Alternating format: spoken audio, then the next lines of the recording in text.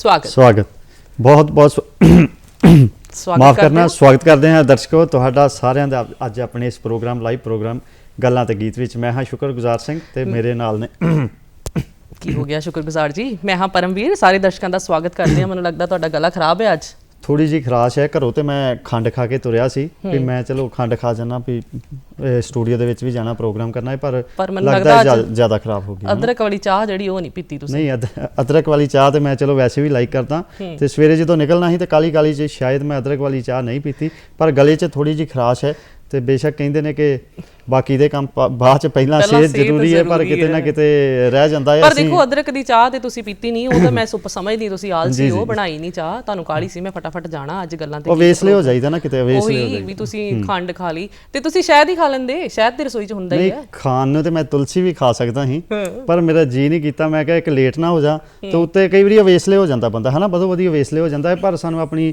ਸਿਹਤ ਦਾ ਧਿਆਨ ਤੇ ਕਿਤੇ ਨਾ ਕਿਤੇ ਰੱਖਣਾ ਚਾਹੀਦਾ ਹੈ ਕਿ ਬਾਬਾ ਹੋਰ ਖਾਦੇ ਖੁਸ਼ੀ ਖੁਆਰ ਜਿੱਤ ਖਾਦੇ ਤਨ ਪੀੜੀਏ ਮਨ ਮੈਂ ਚਲੇ ਵਿਕਾਰ ਗੁਰਬਾਣੀ ਕਹਿੰਦੀ ਹੈ ਕਿ ਐਸੀ ਵਸਤੂ ਖਾਣੀ ਚਾਹੀਦੀ ਹੈ ਜਿਸ ਨਾਲ ਸਾਡਾ ਤਨ ਵੀ ਤੰਦਰੁਸਤ ਰਹੇ ਤੇ ਐਸੇ ਵਿਚਾਰਾਂ ਨਾਲ ਸਾਂਝ ਪਾਉਣੀ ਚਾਹੀਦੀ ਹੈ ਜਿਸ ਨਾਲ ਸਾਡਾ ਮਨ ਵੀ ਤੰਦਰੁਸਤ ਰਹੇ ਕਿਉਂਕਿ ਗੁਰ ਕਿਰਪਾ ਜਹ ਨਰ ਕੋ ਕੀਨੀ ਤੇਹ ਜੁਗਤ ਪਛਾਨੀ ਨਾਨਕ ਲੀਨ ਭਇਓ ਗੋਬਿੰਦ ਸਿਓ ਜੋ ਪਾਣੀ ਸੰਗ ਪਾਣੀ ਆਖਿਰਕਾਰ ਸਾਰਾ ਬ੍ਰਹਿਮੰਡ ਪਰਮਾਤਮਾ ਨੇ ਸਾਜਿਆ ਹੈ ਤੇ ਪਰਮਾਤਮਾ ਦੀ ਰਜ਼ਾ ਵਿੱਚ ਵੀ ਸਾਨੂੰ ਰਹਿਣਾ ਚਾਹੀਦਾ ਹੈ ਤੇ ਜੇ ਪਰਮਾਤਮਾ ਨੇ ਇਹ ਤਨ ਦਿੱਤਾ ਹੈ ਇਹ ਮਨ ਦਿੱਤਾ ਹੈ ਤਾਂ ਇਸ ਨੂੰ ਸਾਂਭਣਾ ਵੀ ਸਾਡਾ ਫਰਜ਼ ਹੈ ਐਸਾ ਤਨ ਸਾਂਭੀਏ ਕਿ ਵਧੀਆ ਸਰੀਰ ਰਹੇ ਐਸਾ ਮਨ ਸਾਂਭੀਏ ਕਿ ਚੰਗੇ ਵਿਚਾਰ ਸਾਡੇ ਵਿੱਚ ਚੱਲਦੇ ਰਹਿਣ ਬਹੁਤ ਅੱਛੀ ਤੁਸੀਂ ਗੱਲ ਕਹੀ ਹੈ ਇਹ ਸਰੀਰ ਜਿਹੜਾ ਪਰਮਾਤਮਾ ਨੇ ਦਿੱਤਾ ਹੈ ਉਹਦੀ ਜਿਹੜੀ ਸਾਂਭ ਸੰਭਾਲ ਹੈ ਉਹ ਅਸੀਂ ਆਪ ਹੀ ਕਰਨੀ ਹੈ ਤੇ ਤੁਹਾਨੂੰ ਜਿਹੜੇ ਖੰਘ ਦੇ ਉਹ ਤਾਂ ਮੈਂ 2 ਨੁਸਖੇ ਦੱਸ ਦਿੱਤੇ ਆ ਤੇ ਅੱਜ ਹੋਰ ਵੀ ਬਹੁਤ ਸਾਰੀਆਂ ਬਿਮਾਰੀਆਂ ਤੇ ਨੁਸਖੇ ਅਸੀਂ ਜਾਣਨੇ ਆਪਣੇ ਪ੍ਰੋਗਰਾਮ 'ਚ ਪੱਕੀ ਗੱਲ ਹੈ ਤੇ ਦਰਸ਼ਕ ਵੀ ਤਿਆਰ ਹੋ ਜਾਣ ਦਰਸ਼ਕ ਤਿਆਰ ਰਹੋ ਦਰਸ਼ਕੋ ਅਸੀਂ ਗੱਲਾਂ ਬਾਤਾਂ ਕਰਨੀਆਂ ਨੇ ਆਯੁਰਵੇਦ ਦੀਆਂ ਆਯੁਰਵੇਦ ਦਾ ਕੀ ਮਹੱਤਵ ਹੈ ਅੱਜ ਦੀ ਦੁਨੀਆ ਦੇ ਵਿੱਚ ਉਸ ਦੀ ਗੱਲਬਾਤ ਕਰਨੀ ਹੈ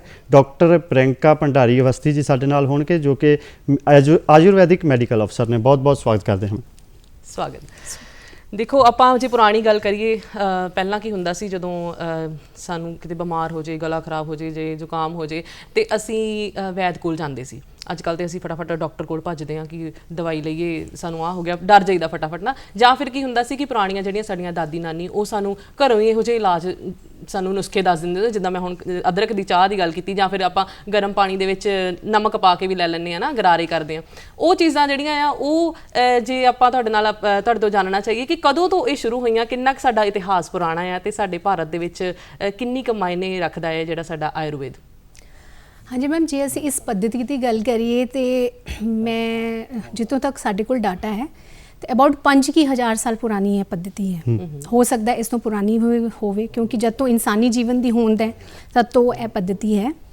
मेन जिहड़ी गल है कि कई बार यह चीज़ कह दी जाती है कि हले इसका प्रमाणीकरण या बाकी जिहड़ियां चीज़ां ने पर असीं आप यह गल समझ सकते हैं कि जब तो मनुखी जीवन है ਉਹਨਾਂ ਨੂੰ ਕੋਈ ਨਾ ਕੋਈ ਬਿਮਾਰੀ ਹੁੰਦੀ ਹੋਣੀ ਉਸ ਨੂੰ ਠੀਕ ਕੀਤਾ ਜਾਂਦਾ ਹੋਣਾ ਤੇ ਸੱਚੀ ਜਿਹੜੀ ਗੱਲ ਕਹੀ ਤੇ ਜਿਹੜੇ ਸਾਡੇ ਪੁਰਖੇ ਸੀ ਉਹ ਸਾਡੇ ਤੋਂ ਜ਼ਿਆਦਾ ਸਵਸਥ ਸੀਗੇ ਤੇ ਜਦ ਤੋਂ ਇਨਸਾਨੀ ਜੀਵਨ ਹੋਣ ਦੇ ਵਿੱਚ ਹੈ ਅਬਾਊਟ 5,000 ਸਾਲ ਪਹਿਲੇ ਤੋਂ ਇਸ ਪੱਧਤੀ ਦਾ ਵਿਕਾਸ ਹੋਇਆ ਤੇ ਚਰਕ ਬਾਰੇ ਸੁਸ਼ਰੁਤ ਜਿਹੜੇ ਸਾਡੇ ਮੇਨ ਗੁਰੂ ਹੋਏ ਨੇ ਉਹ ਸਾਰੇ ਜਾਣਦੇ ਨੇ ਸੁਸ਼ਰੁਤ ਜਿਹੜੇ ਸੀਗੇ ਉਹ ਦੁਨੀਆ ਦੇ ਪਹਿਲੇ ਸਰਜਨ ਸੀਗੇ ਤੁਸੀਂ ਕਹਿ ਲਓ ਕਿ ਪਲਾਸਟਿਕ ਸਰਜਰੀ ਟੁੱਟੀਆਂ ਹੱਡੀਆਂ ਜੋੜਨੀਆਂ ਤੇ ਲਿੰਬਸ ਆਰਟੀਫੀਸ਼ੀਅਲ ਜਿਹੜੀਆਂ ਲਾਣੀਆਂ ਇਹ ਉਸ ਟਾਈਮ ਵੀ ਹੁੰਦਾ ਸੀ ਨੱਕ ਦੀ ਵੀ ਜਿਹੜੀ ਪਲਾਸਟਿਕ ਸਰਜਰੀ ਹੈ ਉਹ ਉਸ ਟਾਈਮ ਹੁੰਦੀ ਸੀ ਤੇ ਇਸ ਤੋਂ ਇਸ ਚੀਜ਼ ਬਾਰੇ ਤੁਸੀਂ ਆਪ ਸਮਝ ਸਕਦੇ ਹੋ ਕਿ ਇਹ ਜਿਹੜੀ ਪੱਧਤੀ ਹੈ ਇਹ ਕਿੰਨੀ ਵਿਕਾਸਸ਼ੀਲ ਸੀ ਪੁਰਾਣੇ ਸਮੇਂ ਦੇ ਵਿੱਚ ਵੀ ਜੀ ਬਿਲਕੁਲ ਪੁਰਾਣੇ ਸਮੇਂ ਦੀ ਗੱਲ ਕਰ ਲਈਏ ਪੁਰਾਣੇ ਸਮੇਂ ਦੇ ਵਿੱਚ ਪੋਲਿਊਸ਼ਨ ਨਹੀਂ ਹੁੰਦਾ ਸੀ ਰੁੱਖ ਹੁੰਦੇ ਸੀ ਦਰਖਤ ਹੁੰਦੇ ਸੀ ਅੱਜ ਦੇ ਦੌਰ ਦੇ ਵਿੱਚ ਹੁਣ ਕੀ ਹੋ ਰਿਹਾ ਹੈ ਕਿ ਜੇ ਅਸੀਂ ਟੈਕਨੋਲੋਜੀ ਦੇ ਫੋਲੋ ਕਰ ਰਹੇ ਹਾਂ ਨਾ ਤੇ ਟੈਕਨੋਲੋਜੀ ਦੇ ਰਾਹੀਂ ਡਿਵੈਲਪਮੈਂਟ ਚੰਗੀ ਗੱਲ ਹੈ ਹਰ ਬੰਦਾ ਚਾਹੁੰਦਾ ਹੈ ਕਿ ਜਿਉਂ-ਜਿਉਂ ਦੁਨੀਆ ਬਦਲਦੀ ਹੈ ਅਸੀਂ ਬਦਲੀਏ ਸਾਡਾ ਸਮਾਜ ਬਦਲੀਏ ਟੈਕਨੋਲੋਜੀ ਨਾਲ ਕੀ ਹੋਈਆਂ ਹੈ ਤੇ ਕਿਤੇ ਨਾ ਕਿਤੇ ਅਸੀਂ ਵਾਤਾਵਰਨ ਦੇ ਨਾਲ ਖੇਡੇ ਕੁਦਰਤ ਦੇ ਨਾਲ ਖੇਡੇ ਤੇ ਉਸ ਦੇ ਨਾਲ ਕੀ ਹੋਇਆ ਸਾਡੇ ਲਾਈਫ ਸਟਾਈਲ ਚੇਂਜ ਹੋਇਆ ਲਾਈਫ ਸਟਾਈਲ ਚੇਂਜ ਹੋਣ ਦੇ ਨਾਲ ਕੀ ਹੋਇਆ ਕਈ ਤਰ੍ਹਾਂ ਦੀਆਂ ਪਰੇਸ਼ਾਨੀਆਂ ਨੇ ਪ੍ਰੋਬਲਮਸ ਨੇ ਚਾਹੇ ਉਹ ਮਾਨਸਿਕ ਹੋਣ ਤੇ ਚਾਹੇ ਸਰੀਰਕ ਹੋਣ ਸਾਨੂੰ ਘੇਰ ਲਿਆ ਤੁਸੀਂ ਕੀ ਕਹਿੰਦੇ ਹੋ ਇਸ ਬਾਰੇ ਮੈਂ ਸਭ ਤੋਂ ਪਹਿਲਾਂ ਹਰ ਪ੍ਰੋਗਰਾਮ ਦੇ ਵਿੱਚ ਤੇ ਆਪਣੇ ਪੇਸ਼ੈਂਟਸ ਨੂੰ ਵੀ ਇਹ ਗੱਲ ਕਹਿੰਦੀ ਹਾਂ ਕਿ ਅਸੀਂ ਇਸ ਚੀਜ਼ ਤੋਂ ਇਨਕਾਰ ਨਹੀਂ ਕਰ ਸਕਦੇ ਕਿ ਅਸੀਂ ਇਸ ਧਰਤੀ ਉੱਤੇ ਰਹਿੰਦੇ ਹਾਂ ਬਿਲਕੁਲ ਅਸੀਂ ਇਨਸਾਨ ਤੇ ਅਸੀਂ ਇਸ ਧਰਤੀ ਉੱਤੇ ਇਕੱਲੇ ਨਹੀਂ ਹਾਂ ਬਿਲਕੁਲ ਸਭ ਤੋਂ ਪਹਿਲਾਂ ਤਾਂ ਅਤਿਆਚਾਰ ਜਿਹੜਾ ਇਨਸਾਨਾਂ ਨੇ ਕੀਤਾ ਹੈ ਕਿ ਉਹ ਇਹ ਸਮਝਦੇ ਨੇ ਕਿ ਉਹ ਇਸ ਧਰਤੀ ਉੱਤੇ ਇਕੱਲੇ ਰਹਿੰਦੇ ਨੇ ਬਿਲਕੁਲ ਜਿਹੜਾ ਸਾਡਾ ਸਾਰਾ ਇਹ ਸ੍ਰਿਸ਼ਟੀ ਚੱਲ ਰਹੀ ਹੈ, ਸਾਡੀ ਧਰਤੀ ਚੱਲ ਰਹੀ ਹੈ, ਉਹ ਇਨਸਾਨਾਂ ਦੇ ਨਾਲ ਵੱਖ-ਵੱਖ ਜਿਹੜੇ ਜੀਵ ਜੰਤੂ ਨੇ, ਪਸ਼ੂ ਪਕਸ਼ੀ ਨੇ, ਇੱਕ ਜਿਹੜੇ ਸਾਡੇ ਪੇੜ ਹੈ, ਪੌਦੇ, ਜਿਹਨੂੰ ਅਸੀਂ ਇੱਕ ਈਕੋਸਿਸਟਮ ਕਹਿੰਦੇ ਆ, ਵਾਤਾਵਰਣ ਹੈ, ਉਸ ਦੇ ਨਾਲ ਚੱਲ ਰਹੇ ਨੇ। ਸਾਨੂੰ ਇਹ ਚੀਜ਼ ਹਮੇਸ਼ਾ ਯਾਦ ਰੱਖਣੀ ਚਾਹੀਦੀ ਹੈ। ਤੇ ਕਰੋਨਾ ਟਾਈਮ ਦੇ ਵਿੱਚ ਇਸ ਚੀਜ਼ ਨੂੰ ਸਾਨੂੰ ਪ੍ਰੂਵ ਕਰਨ ਦੀ ਲੋੜ ਤੇ ਹੈ ਨਹੀਂ, ਕਿਉਂਕਿ ਅਸੀਂ ਤਾਂ ਹੀ ਠੀਕ ਰਹਿ ਸਕਦੇ ਹਾਂ, ਸਾਡੀ ਜਿਹੜੀ ਜਨਰੇਸ਼ਨ ਵੀ ਤਾਂ ਹੀ ਠੀਕ ਰਹਿ ਸਕਦੀ ਹੈ ਜੇ ਅਸੀਂ ਕੁਦਰਤ ਦੇ ਹਿਸਾਬ ਦੇ ਨਾਲ ਚੱਲੀਏ। ਮਤਲਬ ਕੀ ਹੈ ਕਿ ਕੁਦਰਤ ਦੇ ਹਿਸਾਬ ਦੇ ਨਾਲ ਸੋਣਾ, ਉੱਠਣਾ, ਬੈਠਣਾ, ਕੁਦਰਤੀ ਦੀ ਚੀਜ਼ਾਂ ਜਿਹੜੀਆਂ ਨੇ ਉਹਦਾ ਜ਼ਿਆਦਾ ਇਸਤੇਮਾਲ ਕਰਨਾ, ਉਸ ਦਾ ਇੱਕ ਸਾਡਾ ਜਿਹੜਾ ਜਿਸ ਤਰ੍ਹਾਂ ਕੁਦਰਤ ਦਾ ਸਾਈਕਲ ਰਹਿੰਦਾ ਹੈ, ਸਾਡੀ ਧਰਤੀ ਘੁੰਮਦੀ ਹੈ, ਸਾਡਾ ਦਿਨ ਹੁੰਦਾ ਹੈ, ਸਾਡੇ ਰਾਤ ਹੁੰਦੇ ਆ, ਸਾਡੀਆਂ ਰੁੱਤਾਂ ਹੁੰਦੀਆਂ, ਉਸੇ ਤਰ੍ਹਾਂ ਦੇ ਨਾਲ ਸਾਡੀ ਬੋਡੀ ਦੀ ਬਾਇਓਲੋਜੀਕਲ ਕਲੌਕ ਹੁੰਦੀ ਹੈ, ਸਵੇਰ, ਦੁਪਹਿਰ, ਸ਼ਾਮ, ਰਾਤ ਦੀ। ਅਸੀਂ ਜਦ ਉਹਦੇ ਨਾਲ ਖਿਲਵਾੜ ਕਰਦੇ ਹਾਂ ਤਦ ਸਾਨੂੰ ਦਿੱਕਤਾਂ ਆਉਂਦੀਆਂ ਨੇ। ਇਹੀ ਅੱਜ ਕੱਲ੍ਹ ਦੇ ਮਾਡਰਨ ਬੰਦੇ ਦੀ ਪਰੇਸ਼ਾਨੀ ਹੈ ਕਿ ਇੰਨੀਆਂ ਸਾਰੀਆਂ ਫੈਸਿਲਿਟੀਆਂ, ਕੰਫਰਟਸ ਨੇ, ਪਰ ਬਿਮਾਰੀਆਂ ਜਿਹੜੀਆਂ ਨੇ ਉਹ ਪਹਿਲੇ ਤੋਂ ਜ਼ਿਆਦਾ ਨੇ। ਜੀ, ਰੁੱਤਾਂ ਦੀ ਤੁਸੀਂ ਗੱਲ ਕਰ ਰਹੇ ਆ, ਤੁਸੀਂ ਰੁੱਤਾਂ ਬਾਰੇ ਵੀ ਸਾਨੂੰ ਦੱਸੋ ਵੀ ਕਿਸ ਰੁੱਤ ਦੇ ਹਿਸਾਬ ਨਾਲ ਕਿਸ ਤਰ੍ਹਾਂ ਦਾ ਸਾਡਾ ਲਾਈਫ ਸਟਾਈਲ ਜਾਂ ਸਾਡਾ ਖਾਣਾ ਪੀਣਾ ਹੋਣਾ ਚਾਹੀਦਾ? ਹਾਂਜੀ ਮੈਮ, ਆਯੁਰਵੇਦ ਦੀ ਪੱਧਤੀ ਦੇ ਵਿੱਚ ਇਸ ਨੂੰ ਰਿਤੂ ਚਰਿਆ ਕਿਹਾ ਜਾਂਦਾ ਹੈ। ਮਤਲਬ ਰਿਤੂ ਦੇ ਮੁਤਾਬਿਕ ਜਿਹੜਾ ਹੈ ਖਾਣ ਪਾਣ, ਉੱਠਣਾ ਬੈਠਣਾ। ਇੱਥੇ ਸਿੰਪਲ ਜਿਹੀ ਗੱਲ ਹੈ, 12 ਮਹੀਨੇ ਉਸ ਨੂੰ ਅਸੀਂ 6 ਪਾਰਟਸ ਦੇ ਵਿੱਚ ਉਹਨੂੰ ਵੰਡਣਾ ਹੈ। ਮਤਲਬ ਕਿ ਜਿਹੜਾ ਜਨਵਰੀ ਫਰਵਰੀ ਹੈ ਉਹ ਸ਼ਿਸ਼ਿਰ ਰਿਤੂ ਚਰਿਆ ਹੋ ਗਈ, ਜਿਹੜੀ ਹੋ ਗਈ ਮਾਰਚ ਅਤੇ ਅਪ੍ਰੈਲ ਉਹ ਬਸੰਤ ਦੀ ਹੋ ਗਈ, ਉਸ ਤੋਂ ਬਾਅਦ ਮਈ ਜੂਨ ਜਿਹੜੀ ਹੈ ਉਹ ਗਰਮੀ ਦੀ ਰੁੱਤ ਹੋ ਗਈ, ਉਸ ਤੋਂ ਬਾਅਦ ਜੁਲਾਈ ਅਗਸਤ ਜਿਹੜਾ ਹੈ ਉਹ ਵਰਸ਼ਾ ਦਾ ਮਤਲਬ ਬਾਰਿਸ਼ ਦਾ ਸੀਜ਼ਨ ਹੋ ਗਿਆ, ਉਸ ਤੋਂ ਬਾਅਦ ਦਾ ਜਿਹੜਾ ਹੈ ਸਤੰਬਰ ਅਕਤੂਬਰ ਉਹ ਹੋ ਗਿਆ ਸ਼ਰਦ ਰਿਤੂ ਚਰਿਆ, ਤੇ ਜਿਹੜਾ ਐਂਡ ਦਾ ਜਿਹੜਾ ਸੀਜ਼ਨ ਹੈ ਕਿ ਨਵੰਬਰ ਤੇ ਦਸੰਬਰ, ਇਹ ਹੋ ਗਿਆ ਹੇਮੰਤ ਰਿਤੂ ਚਰਿਆ। ਹੁਣ ਜਿਹੜੇ ਪਹਿਲੇ 6 ਮਹੀਨੇ ਨੇ ਉਸ ਦੇ ਵਿੱਚ ਸਾਡਾ ਸੂਰਜ ਦੀ ਸ਼ਕਤੀ ਦਾ ਜਿਹੜਾ ਪ੍ਰਕੋਪ ਜ਼ਿਆਦਾ ਹੁੰਦਾ ਹੈ। ਬਿਲਕੁਲ। ਜਿਹੜੇ ਅੱਗੇ ਸਾਡੇ ਅਖੀਰਲੇ 6 ਮਹੀਨੇ ਆ ਉਸ ਵਿੱਚ ਚਾਂਦ ਜਾਂ ਚੰਦਰ ਦੀ ਸ਼ਕਤੀ ਦਾ ਜਿਹੜਾ ਸਾਡਾ ਸ਼ਕਤੀ ਹੈ, ਪ੍ਰਕੋਪ ਹੈ, ਉਹ ਜ਼ਿਆਦਾ ਹੁੰਦਾ ਹੈ। ਇਸ ਮੁਤਾਬਿਕ ਅਸੀਂ ਛੋਟੀ ਜਿਹੀ ਗੱਲ ਕਰਦੇ ਹਾਂ, ਹੁਣ ਅੱਜ ਕੱਲ੍ਹ ਜਿਹੜੀ ਸ਼ਿਸ਼ਿਰ ਰਿਤੂ ਚਰਿਆ, ਇਸ ਨੂੰ ਅਸੀਂ ਸ਼ਿਸ਼ਿਰ ਜਾਂ ਹੇਮੰਤ ਰਿਤੂ ਚਰਿਆ ਬੋਲਦੇ ਹਾਂ। ਮਤਲਬ ਸਰਦੀ ਦੀ ਰੁੱਤ 'ਚ ਤੁਸੀਂ ਕੀ ਕਰਨਾ। ਛੋਟੀ ਜਿਹੀ ਗੱਲ ਹੈ, ਠੰਡ ਦੇ ਮੌਸਮ ਵਿੱਚ ਸਭ ਤੋਂ ਪਹਿਲਾਂ ਤੁਸੀਂ ਜਿਹੜਾ ਹੈ ਮਿੱਠਾ ਤੇ ਆਪਣਾ ਖੱਟਾ ਹੈ, ਥੋੜਾ ਨਮਕੀਨ ਜਾਂ ਫਿਰ ਘੀ, ਤੇਲ, ਦੁੱਧ ਤੋਂ ਬਣੀਆਂ ਹੋਈਆਂ ਚੀਜ਼ਾਂ, ਖੀਰ, ਪੂੜੇ ਵਗੈਰਾ ਦਾ ਇਸਤੇਮਾਲ ਕਰ ਸਕਦੇ ਹੋ।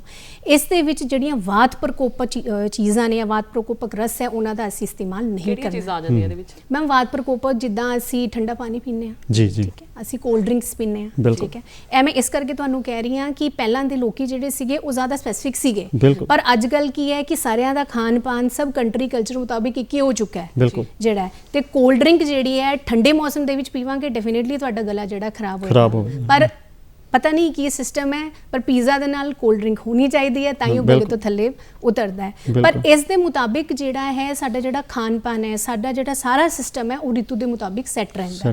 ਹੁਣ ਅੱਗੇ ਜਿਹੜਾ ਮੌਸਮ ਆਏਗਾ ਇਹਦੇ ਵਿੱਚ ਕੀ ਹੁੰਦਾ ਹੈ ਕਿ ਕਫ ਸਾਡੇ ਸਰੀਰ ਦੇ ਵਿੱਚ ਸੰਚਿਤ ਹੋ ਜਾਂਦਾ ਹੈ, ਬਸੰਤ ਦੇ ਵਿੱਚ ਇਕੱਠਾ ਹੋ ਜਾਂਦਾ ਹੈ।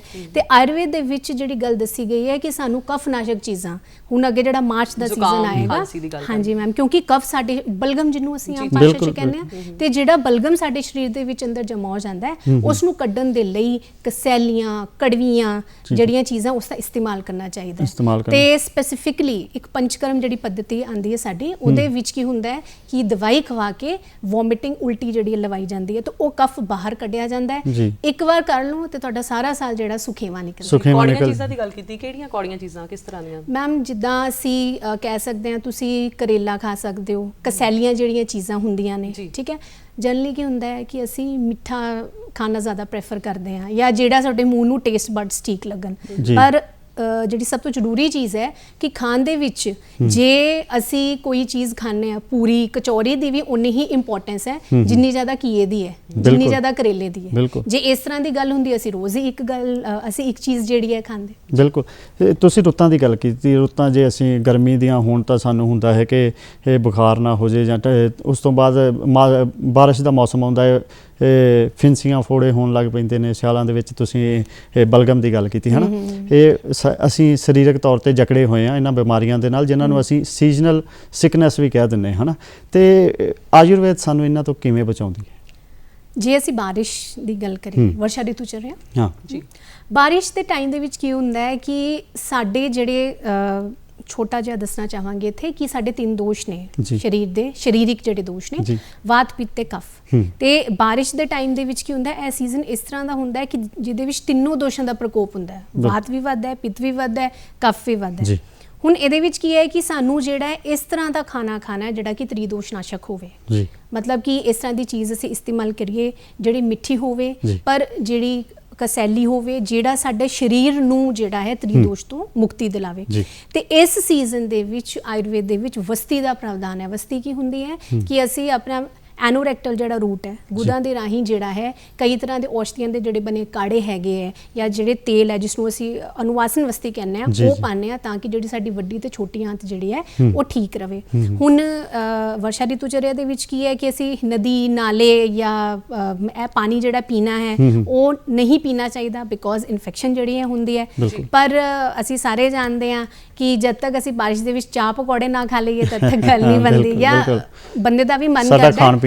ਬਟ ਜਿਹੜਾ ਆਯੁਰਵੇਦ ਦੇ ਮੁਤਾਬਿਕ ਇਹ ਗੱਲ ਹੈ ਕਿ ਅਸੀਂ ਹਲਕਾ ਖਾਣ ਪਾਨ ਕਰੀਏ ਇਸ ਸੀਜ਼ਨ ਦੇ ਵਿੱਚ ਤੇ ਸਾਡਾ ਜਿਹੜਾ ਸਰੀਰ ਹੈ ਉਹ ਦੋਸ਼ਾਂ ਤੋਂ ਮੁਕਤ ਰਹੇਗਾ। ਜੀ। ਜੇ ਆਪਾਂ ਬਾਕੀ ਇਲਾਜਾਂ ਨਾਲ ਕੰਪੇਅਰ ਕਰੀਏ ਆਯੁਰਵੇਦ ਨੂੰ ਤੇ ਕਿੰਨਾ ਕੁ ਫਰਕ ਹੈ, ਕਿੰਨਾ ਕੁ ਸਹਾਈ ਹੈ ਸਾਡੇ ਲਈ ਆਯੁਰਵੇਦ, ਔਰ ਕੀ ਮੋਟੋ ਇਹਦਾ ਕੀ ਆਦਰਸ਼ ਹੈ, ਕਿਸ ਤਰ੍ਹਾਂ ਇਹ ਸ਼ੁਰੂ ਹੋਈ ਤੁਸੀਂ ਦੱਸਿਆ ਸਾਨੂੰ, ਤੇ ਕਿੰਨਾ ਕੁ ਸਾਡੇ ਭਾਰਤ ਦੇ ਵਿੱਚ ਆਯੁਰਵੈਦਿਕ ਇਲਾਜ ਚੱਲਦਾ ਹੈ। ਔਰ ਇਹ ਆਪਾਂ ਸੋਚਦੇ ਹਾਂ ਕਿ ਜਿਹੜੇ ਆਪਾਂ ਟੈਂਪਰੇਰੀ, ਜਿੱਦਾਂ ਸ਼ੁਕਰਗੁਜ਼ਾਰ ਜੀ ਨੇ ਗੱਲ ਕੀਤੀ ਕਿ ਮੈਂ ਚੂਸਣ ਵਾਲੀ ਗੋਲੀ ਜਾਂ ਮੈਂ ਖੰਡ ਮੂੰਹ ਚ ਪਾ ਲਈ ਹੈ ਨਾ, ਉਹ ਤਾਂ ਟੈਂਪਰੇਰੀ ਇਲਾਜ ਹੋ ਗਿਆ, ਤੇ ਕਿੰਨਾ ਕੁ ਪਰਮਾਨੈਂਟ ਇਲਾਜ ਇਹ ਕਰਵਾਉਂਦਾ ਹੈ ਸਾਨੂੰ ਆਯੁਰਵੇਦ? ਦੇਖੋ ਮੈਮ, ਇਹ ਗੱਲ ਜਿਹੜੀ ਹੈ ਇਹ ਹੈ ਕਿ ਆਯੁਰਵੇਦ ਦਾ ਜੇ ਅਸੀਂ ਮੋਟੋ ਫੜੀਏ ਤੇ ਇਹ ਹੈ ਕਿ ਸਵਸਥस्य स्वास्थ्य रक्षणम आतुरस्य विकार प्रशमनम। ਮਤਲਬ ਕੀ ਹੈ ਇਹਦਾ ਕਿ ਇਹਦਾ ਪਹਿਲਾ ਮੋਟੋ ਇਹ ਆਉਂਦਾ ਹੈ ਕਿ ਜਿਹੜਾ ਬੰਦਾ ਹੈਲਦੀ ਹੈ ਉਹਦੀ ਹੈਲਥ ਦੀ ਅਸੀਂ ਸੁਰੱਖਿਆ ਕਰਨੀ ਹੈ। ਜੀ। ਠੀਕ ਹੈ। ਦੂਜਾ ਮੋਟੋ ਹੈ ਕਿ ਜੇ ਬੰਦਾ ਬਿਮਾਰ ਹੈ ਤੇ ਬਿਮਾਰ ਬੰਦੇ ਨੂੰ ਅਸੀਂ ਠੀਕ ਕਰਨਾ ਹੈ। ਹੁਣ ਇਹ ਮੈਨੂੰ ਦੱਸਣ ਦੀ ਲੋੜ ਤੇ ਹੈ ਨਹੀਂ, ਤੁਸੀਂ ਦੇਖ ਰਹੇ ਹੋ ਸਭ ਕੁਝ ਉਲਟਾ ਚੱਲ ਰਿਹਾ ਹੈ। ਠੀਕ ਹੈ। ਅਸੀਂ ਕੀ ਕਰਦੇ ਹਾਂ, ਕਿਉਂਕਿ ਸਾਡਾ ਨਾ ਕੁਝ ਲਾਈਫ ਸਟਾਈਲ ਇਸ ਤਰ੍ਹਾਂ ਦਾ ਹੋ ਗਿਆ, ਅਸੀਂ ਇਹਨਾਂ ਬੇਸਿਕ ਚੀਜ਼ਾਂ ਉੱਤੇ ਗੌਰ ਨਹੀਂ ਕਰਦੇ। ਅਸੀਂ ਗੋਲੀ ਖਾਣਾ ਚਾਹੁੰਦੇ ਹਾਂ ਤੇ ਆਪਣੇ ਆਪ ਨੂੰ ਠੀਕ ਕਰਨਾ ਚਾਹੁੰਦੇ ਹਾਂ, ਪਰ ਕਿਤੇ ਨਾ ਕਿਤੇ ਜਿਹੜੇ ਸਾਡੀ ਬੋਡੀ ਦੇ ਕੋਈ ਟੌਕਸਿਨ ਬਣ ਰਹੇ ਹੈ ਉਹਨਾਂ ਨੂੰ ਕੱਢਣਾ ਵੀ ਤੇ ਜ਼ਰੂਰੀ ਹੈ ਨਾ। ਤੇ ਆਯੁਰਵੇਦ ਦਾ ਜਿਹੜਾ ਮੋਟੋ ਹੈ, ਇਹ ਮੋਟੋ ਹੀ ਇਸ ਤਰ੍ਹਾਂ ਦਾ ਹੈਗਾ ਹੈ ਕਿ ਜਿਹਦੇ ਨਾਲ ਆਲਰੇਡੀ ਚਾਂਸਸ ਬੜੇ ਘੱਟ ਹੁੰਦੇ ਨੇ ਕਿ ਤੁਹਾਨੂੰ ਡਿਸਆਰਡਰ ਹੋਣ। ਜੇ ਮੰਨ ਲਓ ਕੋਈ ਤੁਹਾਨੂੰ ਬਿਮਾਰੀ ਹੋ ਵੀ ਜਾਂਦੀ ਹੈ ਤੇ ਫਿਰ ਸੈਕਿੰਡ ਜਿਹੜੀ ਹੈ ਇਹਦੀ ਕਲਾਸੀਫਿਕੇਸ਼ਨ ਆਉਂਦੀ ਹੈ। ਜੀ ਬਿਲਕੁਲ।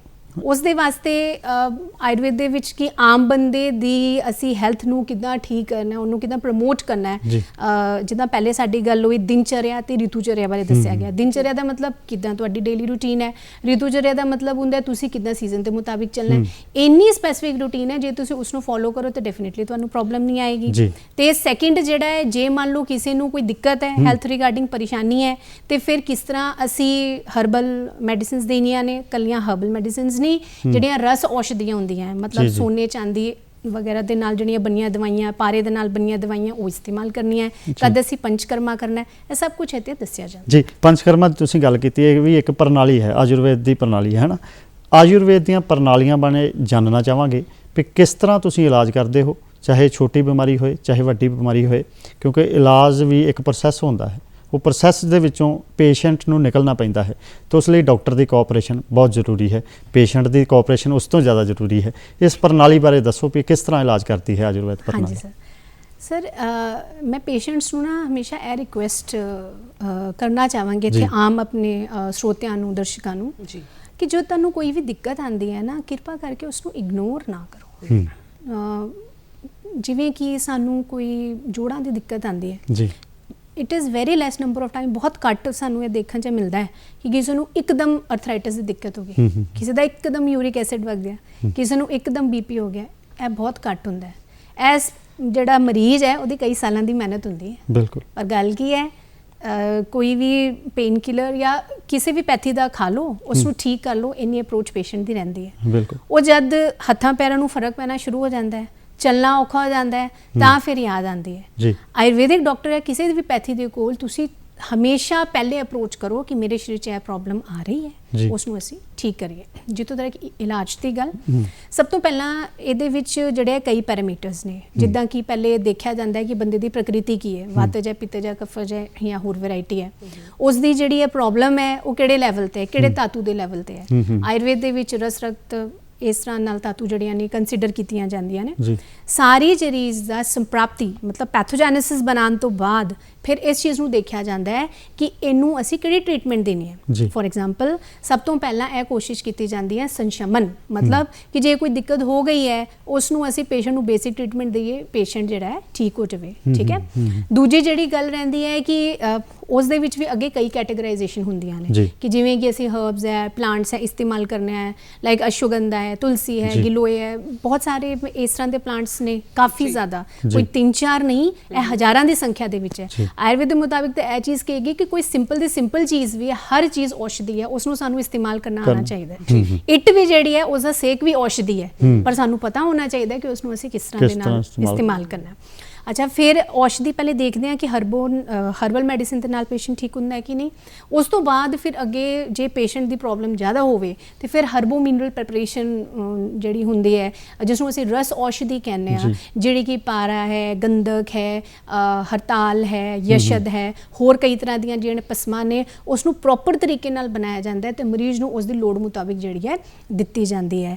ਅੱਛਾ, ਇਹ ਸਾਰੀ ਤਾਂ ਹੋ ਗਿਆ। ਇਸ ਤੋਂ ਨਾਲ ਜਿਹੜਾ ਹੈ ਜੇ ਪੇਸ਼ੈਂਟ ਦੇ ਵਿੱਚ ਜਿੱਦਾਂ ਤੁਸੀਂ ਆਮ ਤੌਰ ਤੇ ਇੱਕ ਬਿਮਾਰੀ ਦਾ ਨਾਮ ਸੁਣਿਆ ਹੋਣਾ, ਸੋਰੀਐਸਿਸ ਜਿਹੜੀ ਹੈ, ਠੀਕ ਹੈ, ਉਹ ਕਿ ਸਰੀਰ ਦੇ ਵਿੱਚ ਵੱਡੇ ਵੱਡੇ ਚਕੱਤੇ ਹੋ ਜਾਂਦੇ ਜਦ ਵੀ ਸਰਦੀ ਆਉਂਦੀ ਹੈ। ਮਰੀਜ਼ ਨੂੰ ਹਰ ਸਰਦੀ ਦੇ ਵਿੱਚ ਉਹ ਪ੍ਰੋਬਲਮ ਹੁੰਦੀ ਹੈ। ਉਹ ਠੀਕ ਕਿੱਦਾਂ ਹੋਣੀ ਹੈ? ਉਹ ਠੀਕ ਹੀ ਮਰੀਜ਼ ਦੀ ਵਮਨ ਦੇ ਨਾਲ ਹੋਣੀ ਹੈ। ਵਮਨ ਮਤਲਬ ਕਿ ਅੱਗੇ ਜਿਹੜਾ ਸੰਸ਼ਮਨ ਤੋਂ ਬਾਅਦ ਆਉਂਦਾ ਹੈ ਕਿ ਸੰਸ਼ੋਧਨ, ਕਿ ਸਾਡੇ ਸਰੀਰ ਦੇ ਵਿੱਚ ਬਹੁਤ ਜ਼ਿਆਦਾ ਜੇ ਟੌਕਸਿਨਸ, ਠੀਕ ਹੈ, ਜ਼ਹਿਰੀਲੀ ਪਦਾਰਥ ਜਿਹੜੇ ਜਮ੍ਹਾਂ ਹੋ ਜਾਣ ਤੇ ਉਸ ਨੂੰ ਅਸੀਂ ਜਿਹੜਾ ਸੰਸ਼ੋਧਨ ਦੇ ਨਾਲ ਬਾਹਰ ਕੱਢਣਾ ਹੁੰਦਾ ਹੈ। ਇਹਦੇ ਵਿੱਚ ਜਨਰਲੀ ਅਸੀਂ 5 ਮੈਥਡ ਕੰਸੀਡਰ ਕਰਦੇ ਹਾਂ: ਵਮਨ, ਵਿਰੇਚਨ, ਅਨੁਵਾਸਨ ਵਸਤੀ, ਅਸਥਾਪਨ ਵਸਤੀ ਅਤੇ ਨਸਯ। ਥੋੜੀ ਭਾਸ਼ਾ ਦੇ ਵਿੱਚ ਜੇ ਅਸੀਂ ਗੱਲ ਕਰੀਏ, ਵਮਨ ਦਾ ਮਤਲਬ ਕੀ ਹੈਗਾ ਕਿ ਤੁਸੀਂ ਇੱਕ ਪ੍ਰੋਪਰ ਤਰੀਕੇ ਨਾਲ ਪੇਸ਼ੈਂਟ ਨੂੰ ਪਹਿਲੇ ਘੀ ਜਾਂ ਉਸ ਤਰ੍ਹਾਂ ਦੀਆਂ ਪ੍ਰੈਪਰੇਸ਼ਨਸ ਜਿਹੜੀਆਂ ਪਿਲਾਉਂਦੇ ਹੋ 7 ਦਿਨ, ਫਿਰ ਪੇਸ਼ੈਂਟ ਦੀ ਮਾਲਿਸ਼ ਹੁੰਦੀ ਹੈ, ਉਸ ਦਾ ਸਵੇਦਨ ਮਤਲਬ ਉਸ ਦੇ ਸਰੀਰ ਨੂੰ ਸੇਕ ਦਿੱਤਾ ਜਾਂਦਾ ਹੈ, ਫਿਰ ਉਹਨੂੰ ਦਵਾਈ ਖਿਲਾ ਕੇ ਉਲਟੀ ਕਰਵਾਈ ਜਾਂਦੀ ਹੈ। ਉਸ ਤੋਂ ਬਾਅਦ ਫਿਰ 7 ਦਿਨ ਹੌਲੇ ਹੌਲੇ ਜਿਹੜਾ ਮਰੀਜ਼ ਆਪਣੀ ਨੋਰਮਲ ਰੂਟੀਨ ਤੇ ਖਾਣ ਦੀ ਆਂਦਾ ਹੈ। ਇਸੇ ਤਰ੍ਹਾਂ ਵਿਰੇਚਨ ਦਾ ਮਤਲਬ ਹੈ ਦਵਾਈ ਖਵਾ ਕੇ ਉਹਨੂੰ ਲੂਜ਼ ਮੋਸ਼ਨ ਲਗਾਉਣਾ। ਵਸਤੀ ਜਿਵੇਂ ਕਿ ਮੈਂ ਪਹਿਲੇ ਦੱਸਿਆ, ਔਸ਼ਧੀਆਂ ਕਾੜਾਂ ਨੂੰ ਤੁਹਾਡੇ ਗੁਦਾ ਦੇ ਰਾਹੀਂ ਅੰਦਰ ਪਾਣਾ ਜਿਹੜਾ ਹੈ, ਜਾਂ ਫਿਰ ਅਸੀਂ ਜਿਹੜੇ ਸਿੱਧ ਤੇਲ ਹੈਗੇ ਆ ਉਹਨਾਂ ਨੂੰ ਪਾਉਂਦੇ ਹਾਂ। ਇਹ ਸਾਰੇ ਜਿਹੜੇ ਤੁਹਾਡੇ ਜੋੜਾਂ ਦੇ ਡਿਸਆਰਡਰਸ ਨੇ, ਤੁਹਾਡੀਆਂ ਪੀੜਾਂ ਨੇ, ਪਿੱਠ ਦੀਆਂ ਦਰਦਾਂ ਨੇ, ਉਹਦੇ ਨਾਲ ਠੀਕ ਹੁੰਦੀਆਂ ਨੇ। ਇਸ ਤੋਂ ਬਾਅਦ ਜੇ ਸਾਡਾ ਸਿਰ ਦੇ ਵਿਕਾਰ ਹੈ, ਅੱਖ, ਨੱਕ, ਕੰਨ ਦੇ, ਇਹਦੇ ਵਾਸਤੇ ਨਸੇ ਦੱਸਿਆ ਗਿਆ। ਇਹ ਤੇ ਅੱਜ ਕੱਲ ਕਰੋਨਾ ਦੇ ਟਾਈਮ ਦੇ ਵਿੱਚ ਸਾਰਿਆਂ ਨੂੰ ਪਤਾ ਕਿ ਨੱਕ ਵਿੱਚ ਤੇਲ ਪਾਣਾ, ਇਹ ਤੇ ਬਹੁਤ ਪੁਰਾਣੀ ਗੱਲ ਹੈਗੀ ਹੈ। ਕਰੋਨਾ ਦੀ ਤੁਸੀਂ ਗੱਲ ਕੀਤੀ ਹੈ, ਅੱਜ ਜੇ ਦੇਖਿਆ ਜਾਵੇ ਸਾਰੀ ਦੁਨੀਆ ਦੇ ਵਿੱਚੋਂ ਜਿਹੜਾ ਸਾਡਾ ਭਾਰਤ ਆ ਉਹ ਕਰੋਨਾ ਦੀ ਮਾਰ ਤੋਂ ਕਿਤੇ ਨਾ ਕਿਤੇ ਬਚਿਆ ਹੋਇਆ ਹੈ। ਬਹੁਤ ਦੁਨੀਆ ਦੇ ਵਿੱਚ ਆਪਾਂ ਦੇਖਦੇ ਹਾਂ ਡਾਟਾ, ਬਹੁਤ ਲੋਕ ਜਿਹੜੇ ਆ ਹੀਲਿੰਗ ਇੱਥੇ ਜ਼ਿਆਦਾ ਹੈ ਜੀ। ਔਰ ਸਭ ਤੋਂ ਜ਼ਿਆਦਾ ਮੈਨੂੰ ਲੱਗਦਾ ਹੈ ਕਿ ਸਾਡੇ ਜਿਹੜੇ ਭਾਰਤ ਵਾਸੀ ਆ ਉਹਨਾਂ ਨੇ ਕਾੜੇ ਬਹੁਤ ਪੀਤੇ ਕਰੋਨਾ ਦੇ ਦੌਰਾਨ। ਇਹ ਕਾੜੇ ਦੀ ਗੱਲ ਕਰਾਂਗੇ ਕਿ ਕਿੰਨਾ ਕੁ ਇਹ ਸਾਡੇ ਸਰੀਰ ਨੂੰ ਇਮਿਊਨਿਟੀ ਇਹਨੇ ਦਿੱਤੀ, ਔਰ ਜੇ ਅਸੀਂ ਬਣਿਆ ਬਣਾਇਆ ਜਿਹੜਾ ਕਾੜਾ ਆ ਦੁਕਾਨ ਤੋਂ ਨਹੀਂ ਲੈ ਕੇ ਆਏ ਤੇ ਅਸੀਂ ਇਹਨੂੰ ਘਰ ਵੀ ਬਣਾ ਸਕਦੇ ਹਾਂ। ਬਿਲਕੁਲ ਮੈਮ, ਜਿਹੜੀ ਸਾਡੇ ਭਾਰਤ ਵਰਸ਼ ਦੀ ਜਿਹੜੀ ਧਰਤੀ ਹੈ ਨਾ ਜੀ, ਇਹ ਗੁਰੂਆਂ ਪੀਰਾਂ ਦੀ ਧਰਤੀ ਹੈ। ਕਰੋਨਾ ਟਾਈਮ ਦੇ ਵਿੱਚ ਨੋ ਡਾਊਟ ਸਾਰਿਆਂ ਨੂੰ ਇਹ ਗੱਲ ਪਤਾ ਲੱਗ ਗਈ। ਬਿਲਕੁਲ ਸਾਰੇ ਸੋਚਦੇ ਸੀ ਜਦ ਕਰੋਨਾ ਸ਼ੁਰੂ ਹੋਇਆ ਸੀ, ਅਸੀਂ ਵੀ ਸੋਚਦੇ ਸੀਗੇ ਕਿ ਪਤਾ ਨਹੀਂ ਇੱਥੇ ਕੀ ਬਣੂਗਾ। ਕੋਈ ਚਲੋ ਕਿਸੇ ਦੇਸ਼ ਦਾ ਨਾਮ ਨਾ ਲੈਂਦੇ ਹੋਏ ਅਸੀਂ ਦੇਖ ਰਹੇ ਹਾਂ ਕਿ ਕਿਸ ਤਰ੍ਹਾਂ ਦੇ ਨਾਲ ਸਾਰੇ ਪ੍ਰੋਬਲਮਸ ਦੇ ਨਾਲ ਜੂਝ ਰਹੇ ਨੇ। ਸਾਰੇ ਸੋਚਦੇ ਸੀਗੇ ਕਿ ਇਹ ਦੁਨੀਆ ਦੀ ਇੰਨੀ ਵੱਧ ਜਨਸੰਖਿਆ ਵਾਲਾ ਦੇਸ਼ ਹੈ, ਇੱਥੇ ਤੇ ਕਹਿਰ ਮਚੂ। ਬਿਲਕੁਲ ਠੀਕ ਹੈ, ਮਤਲਬ ਪਤਾ ਨਹੀਂ ਕਿੱਦਾਂ ਸਾਂਭਣਗੇ। ਪਰ ਇੱਥੋਂ ਸਰਕਾਰ ਦੇ ਵੀ ਬੜੇ ਸ਼ਲਾਘਾਯੋਗ ਜਿਹੜੇ ਪ੍ਰਯਤਨ ਨੇ ਸ਼ੁਰੂ ਤੋਂ ਹੀ ਕੀਤੇ ਗਏ। ਕਰੋਨਾ ਦੇ ਮਾਮਲੇ 'ਚ ਲੋਕਾਂ ਨੂੰ ਜਾਗਰਿਤ ਕੀਤਾ ਗਿਆ, ਬਹੁਤ ਪ੍ਰੋਪਰਲੀ ਉਸ ਨੂੰ ਹੈਂਡਲ ਕੀਤਾ ਗਿਆ, ਕਿਉਂਕਿ ਆਪ ਸਾਡੀਆਂ ਹਾਲੇ ਤੱਕ ਅਸੀਂ ਐਪ ਕਰੋਨਾ ਦੀਆਂ ਡਿਊਟੀਆਂ ਜਿਹੜੀਆਂ ਨੇ ਸੈਂਪਲਿੰਗ ਤੇ ਬਾਕੀ ਸਭ ਕਰ ਰਹੇ ਹਾਂ। ਤੇ ਇਹਦੇ ਵਿੱਚ ਕੀ ਹੈ ਕਿ ਸਰਕਾਰ ਨੇ ਬਹੁਤ ਪ੍ਰੋਪਰ ਟਾਈਮ ਤੇ ਇਹ ਚੀਜ਼ ਕੀਤੀ। ਪਰ ਇਸ ਦਾ ਸਭ ਤੋਂ ਜਿਹੜਾ ਆਸਾਨ ਸੋਲੂਸ਼ਨ ਸੀ ਉਹ ਇਹ ਸੀਗਾ ਕਿ ਸਾਡੀ ਜਿਹੜੀ ਕਿਚਨ ਹੈ ਨਾ, ਅਸੀਂ ਆਲਰੇਡੀ ਜਿਸ ਨੂੰ ਗੋਲਡਨ ਮਿਲਕ ਕਰਕੇ ਪ੍ਰੋਪੇਗੇਟ ਕੀਤਾ ਗਿਆ, ਦੱਸਿਆ ਗਿਆ ਹੈ, ਅਸੀਂ ਉਹ ਹਲਦੀ ਆਪਣੀ ਹਰ ਰੋਟੀ ਸਬਜ਼ੀ ਦੇ ਵਿੱਚ ਪਾਉਂਦੇ ਹਾਂ ਜੀ। ਸਰੋਂ ਦਾ ਤੇਲ ਅਸੀਂ ਪਾਉਂਦੇ ਹਾਂ, ਅਸੀਂ ਧਨੀਆ ਪਾਉਂਦੇ ਹਾਂ, ਅਸੀਂ ਜੀਰਾ ਪਾਉਂਦੇ ਹਾਂ, ਅਸੀਂ ਤੁਲਸੀ ਜਿਹੜੀ ਹੈ, ਹਰ ਮੈਨੂੰ ਲੱਗਦਾ ਘਰ ਦੇ ਵਿੱਚ ਤੁਲਸੀ ਮਾਂ ਦਾ ਜਿਹੜਾ ਬੂਟਾ ਹੈ ਉਹ ਕੋਈ ਨਾ ਕੋਈ ਲੱਗਾ ਹੋਣਾ ਹੈ। ਹੁਣ ਜ਼ਿਆਦਾ ਪ੍ਰਚਾਰ ਹੋ ਗਿਆ ਹੈ ਇਸ ਗੱਲ ਦਾ। ਤੇ ਇਹ ਸਾਰੀਆਂ ਚੀਜ਼ਾਂ ਲਾਈਕ ਤੁਲਸੀ ਕਨਵਰਟੀ ਹੈ, ਗਿਲੋਏ ਕਨਵਰਟੀ ਹੈ, ਇਹ ਸਾਰੀ ਆਮ ਤੌਰ ਤੇ ਅਸੀਂ ਇਸਤੇਮਾਲ ਕਰਦੇ ਹਾਂ। ਜਿੱਥੋਂ ਤੱਕ ਇਹ ਕਾੜੇ ਦੀ ਗੱਲ, ਉਹਨਾਂ ਦੇ ਕਾੜੇ ਦੇ ਵਿੱਚ ਅਸੀਂ ਕਈ ਚੀਜ਼ਾਂ ਇਸਤੇਮਾਲ ਕਰ ਸਕਦੇ ਹਾਂ ਜਿਹੜਾ। ਪਰ ਇਹਦੇ ਵਿੱਚ ਕੀ ਰਹਿੰਦਾ ਹੈ ਕਿ ਜਿੱਦਾਂ ਅਸੀਂ ਤੁਲਸੀ ਦਾ ਇਸਤੇਮਾਲ ਕਰੀਏ, ਅਸੀਂ 4 ਪਾਰਟ ਤੁਲਸੀ ਪਾਈਏ, 2 ਪਾਰਟ ਇਹਦੇ ਵਿੱਚ ਕਾਲੀ ਮਿਰਚ ਪਾਈਏ, ਦਾਲਚੀਨੀ ਜਿਹੜੀ ਹੈ 2 ਪਾਰਟ ਪਾਈਏ, ਸੁੰਡ ਇਹਦੇ ਵਿੱਚ 2 ਪਾਰਟ ਪਾਈਏ। ਇਹਨੂੰ ਕੀ ਕਰਨਾ ਹੁੰਦਾ ਹੈ ਕਿ ਅਸੀਂ ਜਿਹੜਾ ਹੈ ਇੰਨੀ ਪ੍ਰਪੋਰਸ਼ਨ ਦੇ ਵਿੱਚ ਲੈ ਕੇ ਪਾਣਾ ਹੁੰਦਾ ਹੈ, ਉਬਾਲਣਾ ਹੁੰਦਾ ਹੈ, ਤੇ ਜਿਹੜਾ ਕਾੜਾ ਬਣਾਉਣ ਦਾ ਪ੍ਰੋਪਰ ਪ੍ਰੋਸੀਜਰ ਹੈ ਕਿ ਅਸੀਂ ਇਹਦਾ ਚੌਥਾ ਹਿੱਸਾ ਰੱਖਣਾ ਹੁੰਦਾ ਹੈ, ਜੀ। ਫਿਰ ਇਹਨੂੰ ਛਾਣ ਕੇ ਥੋੜਾ ਬਹੁਤ ਸ਼ਹਿਦ ਪਾ ਕੇ ਤੁਸੀਂ ਆਪਣੀ ਲੋੜ ਮੁਤਾਬਿਕ ਲੈ ਸਕਦੇ ਜੀ, ਹੋ। ਜੀ। ਪਰ ਇੰਨਾ ਜੇ ਕਸ਼ਟ ਨਾ ਹੋਵੇ ਤਾਂ ਅੱਜਕੱਲ ਮਾਰਕੀਟ ਦੇ ਵਿੱਚ ਬਣੀ ਬਹੁਤ ਬਣਾਈ ਚੀਜ਼ ਮਿਲ ਰਹੀ ਹੈ ਜੀ। ਤੇ ਸਿੰਪਲ ਜੀ ਗੱਲ ਹੈ 3 ਗ੍ਰਾਮ ਤੁਸੀਂ ਪਾਊਡਰ ਲੈਣਾ ਹੈ। ਜੀ। ਉਹ ਜਿਹੜਾ ਹੈ ਤੁਸੀਂ ਉਸ ਨਾਲ 4 ਕੱਪ ਦੇ ਵਿੱਚ ਪਾਓ, ਇੰਨਾ ਉਬਾਲੋ ਕਿ 1 ਕੱਪ ਰਹਿ ਜਾਵੇ, ਉਹਨੂੰ ਛਾਣ ਕੇ ਪੀ ਲਓ। ਜੀ ਜੀ ਹਾਂਜੀ ਜੀ ਬਿਲਕੁਲ। ਜੇ ਜਿੱਥੇ ਤਨ ਦੀ ਤੰਦਰੁਸਤੀ ਚਾਹੀਦੀ ਹੈ ਨਾ, ਉੱਥੇ ਮਨ ਦੀ ਤੰਦਰੁਸਤੀ ਵੀ ਚਾਹੀਦੀ ਹੈ। ਮਨ ਤਦ ਹੀ ਰਿਲੈਕਸ ਹੁੰਦਾ ਹੈ ਜੇ ਹਲਕਾ ਹਲਕਾ ਮਿਊਜ਼ਿਕ ਵੀ ਚੱਲਦਾ ਹੋਵੇ, ਗੱਲਾਂ ਬਾਤਾਂ ਵੀ ਹੁੰਦੀਆਂ ਹੋਣ, ਗੀਤ ਵੀ ਹੋਣ, ਕਿਉਂਕਿ ਗੀਤ ਦੇ ਨਾਲ ਹੀ ਸਾਨੂੰ ਸਾਡੀ ਰੂਹ ਨੂੰ ਖੁਰਾਕ ਮਿਲਦੀ ਹੈ। ਤੇ ਮੇਰੇ ਕਹਿਣ ਦਾ ਮਤਲਬ ਇਹ ਹੈ ਕਿ ਗੱਲਾਂ ਤੇ ਗੀਤ ਪ੍ਰੋਗਰਾਮ ਹੈ, ਜੇ ਗੀਤ ਨਾ ਸ਼ਾਮਲ ਕਰੀਏ ਤਾਂ ਸ਼ਾਇਦ ਅਸੀਂ ਕਿਤੇ ਨਾ ਕਿਤੇ ਅਧੂਰੇ ਰਹਿ ਜਾਂਦੇ ਗੱਲ ਕੀਤੀ ਨਾ ਤਨ ਮਨ ਦੀ ਗੱਲ ਕੀਤੀ ਬਿਲਕੁਲ। ਆਪਾਂ ਆਯੁਰਵੈਦਿਕ ਤੇ ਗੱਲ ਕਰਦੇ ਹਾਂ, ਤੁਹਾਨੂੰ ਪਤਾ ਹੈ ਮਿਊਜ਼ਿਕ ਥੈਰੇਪੀ ਵੀ ਹੁੰਦੀ ਹੈ, ਹਾਂ, ਮਿਊਜ਼ਿਕ ਦੇ ਬਿਲਕੁਲ। ਨਾਲ ਵੀ ਅਸੀਂ ਆਪਣੇ ਆਪ ਨੂੰ ਠੀਕ ਰੱਖ ਸਕਦੇ ਠੀਕ ਰੱਖ ਪੰਜਾਂ ਪਾਣੀਆਂ ਦੀ ਧਰਤੀ ਪੰਜਾਬ ਮਿੱਤਰੋ, ਦੁਨੀਆ ਤੇ ਦਾ ਨਹੀਂ ਜਵਾਬ ਮਿੱਤਰੋ। ਪੰਜਾਬੀਆਂ ਦੀ ਹਰ ਪਾਸ ਹੋਈ ਬੱਲੇ ਬੱਲੇ, ਰੋਬ ਵੱਖਰਾ ਏ ਇਹਨਾਂ ਦਾ ਨਵਾਬ ਵਰਗਾ ਉਹ ਨਹੀਂ ਓ ਲੱਭਣਾ, ਨਹੀਂ ਓ ਲੱਭਣਾ ਬਲਾਟਾਂ ਵਿੱਚ ਮਿੱਤਰੋ ਵਿਰਸਾ ਪੰਜਾਬ ਵਰਗਾ, ਨਹੀਂ ਓ ਲੱਭਣਾ ਬਲਾਟਾਂ ਵਿੱਚ ਮਿੱਤਰੋ ਵਿਰਸਾ ਪੰਜਾਬ ਵਰਗਾ।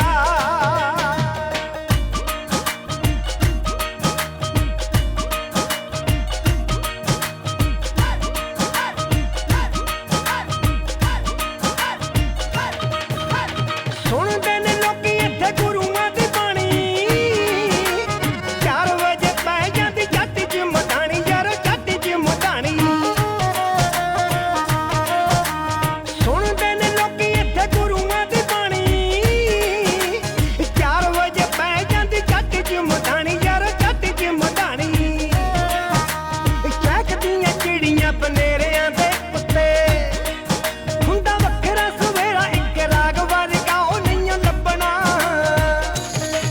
ਨਹੀਂ ਓ ਲੱਭਣਾ ਬਲਾਟਾਂ ਵਿੱਚ ਮਿੱਤਰੋ ਵਿਰਸਾ ਪੰਜਾਬ ਵਰਗਾ, ਨਹੀਂ ਓ ਲੱਭਣਾ ਬਲਾਟਾਂ ਵਿੱਚ ਮਿੱਤਰੋ ਵਿਰਸਾ ਪੰਜਾਬ ਵਰਗਾ।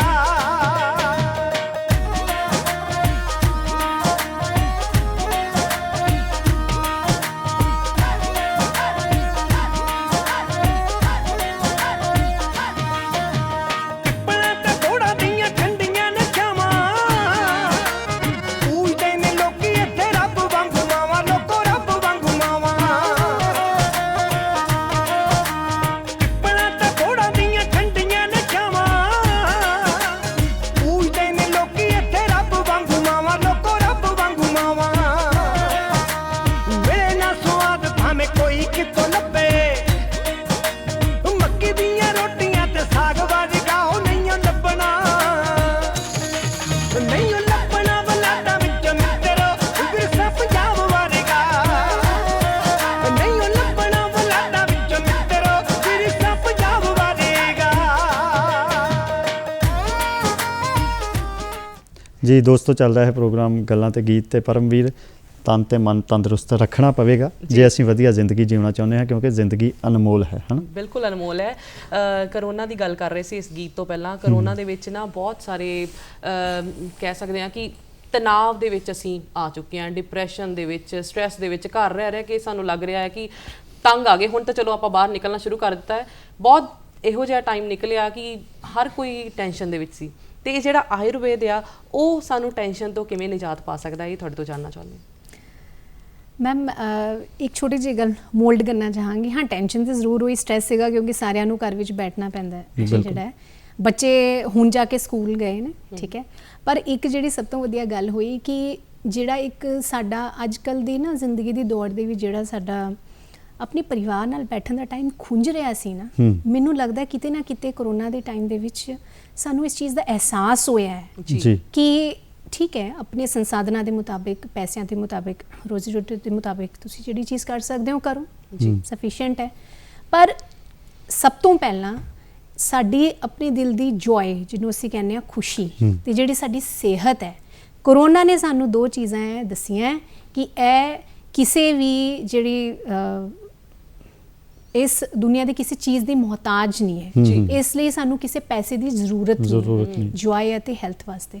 ਸਭ ਤੋਂ ਇੰਪੋਰਟੈਂਟ ਟਾਈਮ ਜਿਹੜਾ ਹੈ ਕਿ ਸਾਨੂੰ ਇਹ ਚੀਜ਼ ਪਤਾ ਲੱਗੀ ਕਿ ਜੇ ਅਸੀਂ ਪੈਸਾ ਕਮਾਉਂਦੇ ਹਾਂ, ਅਸੀਂ ਕੰਮ ਕਰਨੇ ਆ, ਤੇ ਅਸੀਂ ਜਿਹੜਾ ਹੈ ਆਪਣੇ ਪਰਿਵਾਰ ਦੇ ਨਾਲ ਸਮੇਂ ਜਿਹੜਾ ਜ਼ਰੂਰ ਬਿਤਾਈਏ। ਜਿਹੜੇ ਸਾਡੇ ਇੱਕ ਆਪਸੀ ਰਿਸ਼ਤਿਆਂ ਦੀ ਤੰਡ ਟੁੱਟ ਚੁੱਕੀ ਸੀ, ਅਸੀਂ ਸਮਾਜ ਵਿੱਚ ਦੇਖ ਰਹੇ ਹਾਂ ਜੁਆਇੰਟ ਫੈਮਿਲੀਜ਼ ਨਹੀਂ ਹੁਣ ਐਗਜ਼ਿਸਟ ਕਰ ਰਹੀਆਂ, ਜ਼ਿਆਦਾ ਫੋਨ ਤੇ WhatsApp ਤੇ ਗੱਲਾਂ ਹੁੰਦੀਆਂ ਜਾਂ Facebook ਤੇ ਹੁੰਦੀਆਂ। ਜਿਹੜਾ ਇੱਕ ਸਾਡਾ ਇਨ ਪਰਸਨ ਕਨੈਕਸ਼ਨ ਹੈ, ਉਹ ਕੋਰੋਨਾ ਦੇ ਟਾਈਮ ਨੇ ਸਾਨੂੰ ਸਮਝਾਇਆ ਕਿ ਇਹ ਚੀਜ਼ ਤੁਹਾਡੀ ਬਿਨਾਂ ਪੈਸੇ ਤੋਂ ਹੁੰਦੀ ਹੈ ਤੇ ਇਹ ਚੀਜ਼ ਸਭ ਤੋਂ ਜ਼ਿਆਦਾ ਜ਼ਰੂਰੀ ਹੈ। ਮੈਨੂੰ ਲੱਗਦਾ ਜੇ ਕਿਤੇ ਪਰਿਵਾਰ ਨਾ ਹੁੰਦੇ ਤੇ ਇਕੱਲੇ ਬੰਦਿਆਂ ਨੂੰ ਤੁਸੀਂ ਆਪ ਦੇਖੋ ਲੋਕਡਾਊਨ ਦੇ ਵਿੱਚ ਰਹਿਣਾ ਕਿੰਨਾ ਔਖਾ ਹੋਇਆ। ਬਿਲਕੁਲ।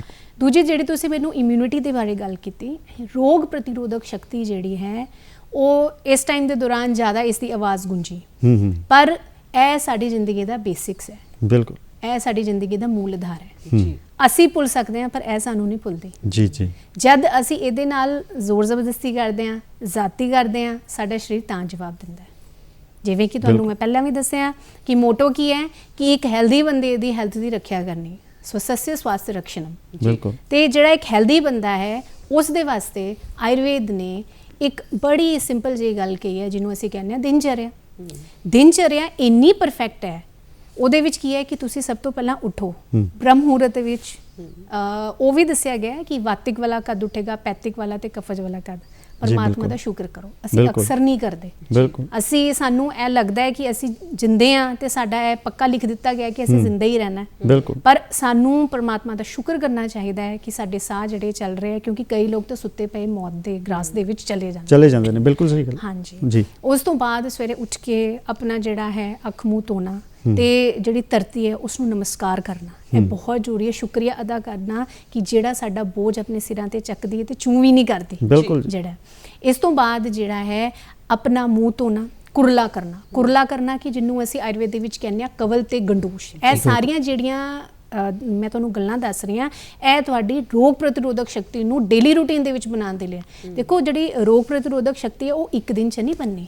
ਕੁਝ ਸਾਡਾ ਉਹ ਜੈਨੇਟਿਕ ਫੈਕਟਰ ਹੁੰਦਾ ਹੈ ਕਿ ਜਿਹੜਾ ਸਾਨੂੰ ਆਪਣੇ ਪਰਿਵਾਰ ਵੱਲੋਂ ਮਿਲਦਾ ਹੈ। ਹੁਣ ਜਿੱਦਾਂ ਮੰਨ ਲਓ ਕੋਈ ਜਿਹੜਾ ਸਿਹਤ ਕਰਮੀ ਹੋਵੇ, ਜਿਹੜਾ ਕਿ ਜਿਹਨੂੰ ਅਸੀਂ ਪਹਿਲਵਾਨ ਕਹਿੰਦੇ ਹਾਂ, ਆਲਰੇਡੀ ਉਹ ਲੋਕੀ ਸਟਰੋਂਗ ਹੁੰਦੇ, ਜਿਹੜੇ ਵਰਜਿਸ਼ ਕਰਦੇ ਆ, ਜਿਹੜੇ ਸਪੋਰਟਸ ਪਰਸਨ ਹੁੰਦੇ, ਠੀਕ ਹੈ।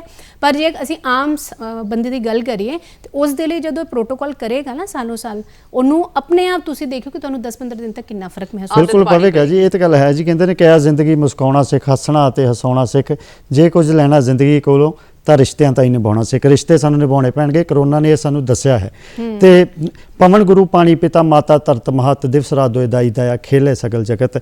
ਇਹ ਧਰਤੀ ਵੀ ਸਾਡੀ ਹੈ, ਆਕਾਸ਼ ਵੀ ਸਾਡਾ ਹੈ। ਇਸ ਮੁਤਾਬਕ ਸਾਨੂੰ ਜੀਣਾ ਚਾਹੀਦਾ ਹੈ, ਪਰਮਾਤਮਾ ਦਾ ਸ਼ੁਕਰ ਵੀ ਕਰਨਾ ਚਾਹੀਦਾ ਹੈ ਜਿਸ ਨੇ ਜ਼ਿੰਦਗੀ ਦਿੱਤੀ। ਪਰ ਜਦੋਂ ਸਾਡੀ ਜ਼ਿੰਦਗੀ ਦਾ ਕੀ ਮਾਹੌਲ ਹੋਇਆ ਹੈ ਕਿ ਗੁਰਬਾਣੀ ਕਹਿੰਦੀ ਹੈ ਕਿ ਦੁੱਖ ਦਾਰੂ ਸੁੱਖ ਰੋਗ ਪਿਆ।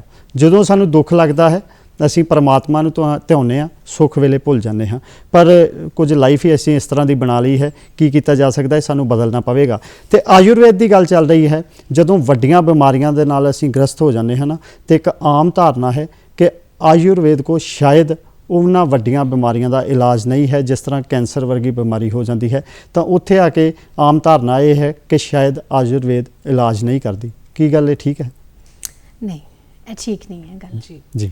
ਐ ਮੈਂ ਤੁਹਾਡੇ ਮਾਧਿਅਮ ਦੇ ਰਾਹੀਂ ਇਹ ਸਾਰਿਆਂ ਨੂੰ ਗੱਲ ਦੱਸਣਾ ਚਾਹਾਂਗੀ। ਪਹਿਲੇ ਤੇ ਜੇ ਤੁਸੀਂ ਇਸ ਤਰ੍ਹਾਂ ਦਾ ਰੂਟੀਨ ਫੋਲੋ ਕਰਦੇ ਹੋ, ਤੈਨੂੰ ਬੇਸਿਕਲੀ 80% ਪ੍ਰੋਬਲਮਸ ਹੋਣਗੀਆਂ ਨਹੀਂ। ਜੀ ਜੀ। ਜੇ ਹੋਣਗੀਆਂ ਤੇ ਆਯੁਰਵੈਦਿਕ ਪੱਧਤੀ ਦੀ ਜਾਂ ਆਯੂਸ਼ ਦੀ ਕੀ ਪ੍ਰੋਬਲਮ ਰਹਿੰਦੀ ਹੈ? ਜਿਹੜੀ ਸਿੱਧੀ ਸਪਾਟ ਗੱਲ ਹੈ ਕਿ ਸਾਡੇ ਕੋਲ ਜਦ ਮਰੀਜ਼ ਆਉਂਦਾ ਹੈ ਨਾ, ਆਲਰੇਡੀ ਉਹ 5-10 ਸਾਲ ਜਗ੍ਹਾ ਤੋਂ ਦਵਾਈ ਖਾ ਕੇ ਆਉਂਦਾ। ਜੀ ਜੀ। ਇੱਥੇ ਕਿਸੇ ਵੀ ਅਸੀਂ ਪੈਥੀ ਨੂੰ ਨਹੀਂ ਦੋਸ਼ ਦੇ ਰਹੇ, ਇਹ ਮਰੀਜ਼ ਦੀ ਅਵੇਅਰਨੈਸ ਦੀ ਕਮੀ ਹੈ, ਪੇਸ਼ੈਂਟ ਦੀ। ਜੀ। ਹੁਣ ਦਿੱਕਤ ਕੀ ਹੈਗੀ, ਜਿੱਦਾਂ ਮੰਨ ਲਓ ਦਿਲ ਦੀ ਬਿਮਾਰੀ ਹੈਗੀ ਹੈ, ਸਾਨੂੰ ਆਪਣੇ ਡਾਕਟਰ ਦੀਆਂ ਗੱਲਾਂ ਕਦ ਸਮਝ ਆਉਂਦੀਆਂ? ਜਦ ਸਾਨੂੰ ਵੱਡੀ ਦਿੱਕਤ ਆਉਂਦੀ ਹੈ, ਅਟੈਕ ਪੈ ਜਾਂਦਾ ਹੈ, ਹਾਰਟ ਫੇਲੀਅਰ ਵੱਲ ਹੁੰਦਾ ਹੈ, ਜਾਂ ਕੋਈ ਬਲੋਕੇਜ ਹੋ ਜਾਂਦੀ ਹੈ। ਇਹੀ ਗੱਲ ਜਦ ਪਹਿਲੇ ਸਮਝਾਉਂਦੇ ਆ ਤੇ ਫਿਰ ਜਿਹੜਾ ਸਮਝ ਨਹੀਂ ਆਉਂਦੀ। ਡੈਫੀਨੇਟਲੀ ਦੇਖੋ, ਜੇ ਆਯੁਰਵੇਦ ਦਾ ਮੇਨ ਮੋਟੋ ਹੈ ਕੋਈ ਵੀ ਪ੍ਰੋਬਲਮ ਹੈ, ਲਾਈਕ ਕੈਂਸਰ ਹੈ, ਹਾਰਟ ਡਿਜ਼ੀਜ਼ ਹੈ, ਬ੍ਰੇਨ ਸਟ੍ਰੋਕ ਹੈ, ਜਿਹਨੂੰ ਅਸੀਂ ਪੈਰਾਲਿਸਿਸ ਕਹਿੰਦੇ ਹਾਂ, ਲਕਵਾ ਮਾਰ ਜਾਣਾ, ਇਹ ਸਾਰੀਆਂ ਟ੍ਰੀਟਮੈਂਟਸ ਫੁੱਲ ਫਲੈਜਡ ਅਵੇਲੇਬਲ ਨੇ। ਕਈ ਇਸ ਤਰ੍ਹਾਂ ਦੀਆਂ ਚੀਜ਼ਾਂ ਨੇ ਜਿਨ੍ਹਾਂ ਦਾ ਬਾਕੀ ਸਿਸਟਮਸ ਦੇ ਵਿੱਚ ਇਲਾਜ ਨਹੀਂ ਹੈ, ਪਰ ਇੱਥੇ ਇਲਾਜ ਉਹ ਚੀਜ਼ ਹੈ।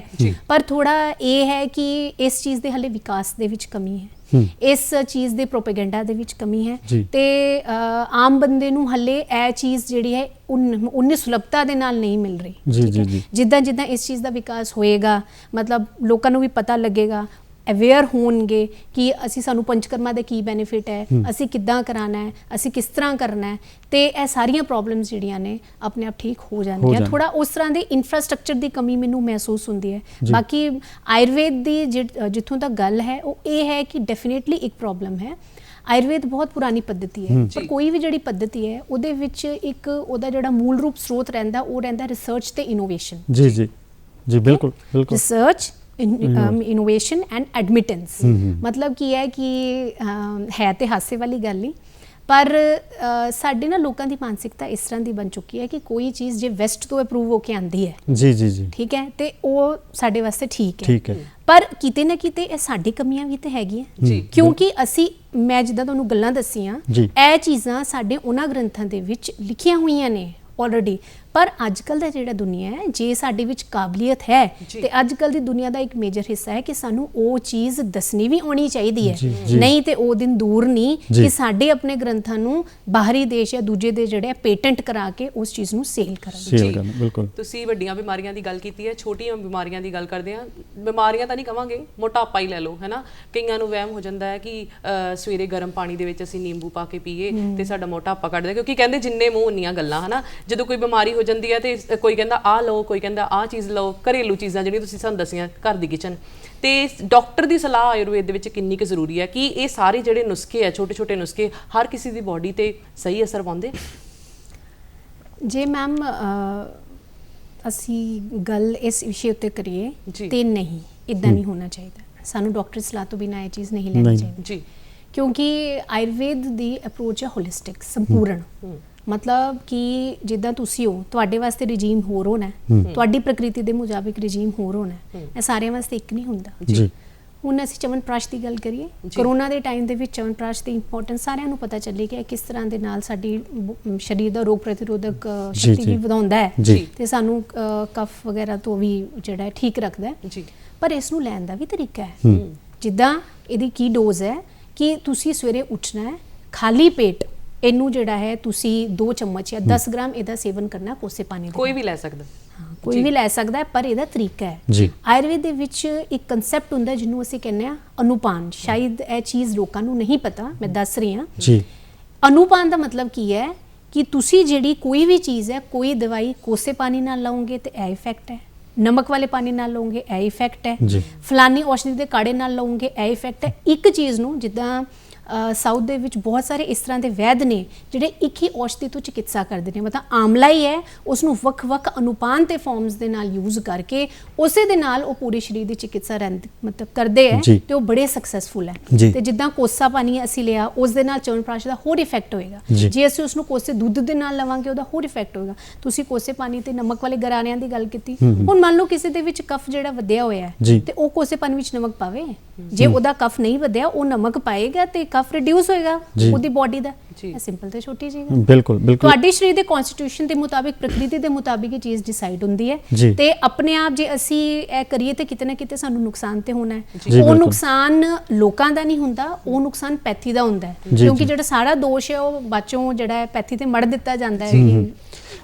ਅਕਸਰ ਕੀ ਹੁੰਦਾ ਹੈ ਕਿ ਦੇਖਣ ਚ ਆਉਂਦਾ ਹੈ ਜਦੋਂ ਕੋਈ ਬਿਮਾਰੀ ਕਿਸੇ ਨੂੰ ਲੱਗੀ ਹੁੰਦੀ ਹੈ ਤਾਂ ਦਵਾਈਆਂ ਚੱਲ ਰਹੀਆਂ ਹੁੰਦੀਆਂ ਨੇ, ਕੋਈ ਵੀ ਹੋਰ ਪੈਥੀ ਦੀ ਗੱਲ ਕਰ ਲੈਂਦੇ ਹਾਂ, ਉਹ ਦਵਾਈਆਂ ਲੈ ਰਿਹਾ ਹੁੰਦਾ ਹੈ ਤੇ ਇੱਕਦਮ ਸਟਰੀਮ ਚੇਂਜ ਕਰਕੇ ਦੂਜੇ ਬੰਨੇ ਕਿਸੇ ਦੀ ਸਲਾਹ ਮਿਲਦੀ ਹੈ ਵੀ ਤੁਸੀਂ ਆਯੁਰਵੇਦ ਵੱਲ ਆਓ, ਤੇ ਆਯੁਰਵੇਦ ਡਾਕਟਰ ਕੋਲ ਜਾ ਕੇ ਇੱਕ ਮਰੀਜ਼ ਜਾਂਦਾ ਹੈ, ਦਵਾਈ ਲੈ ਲੈਂਦਾ ਹੈ।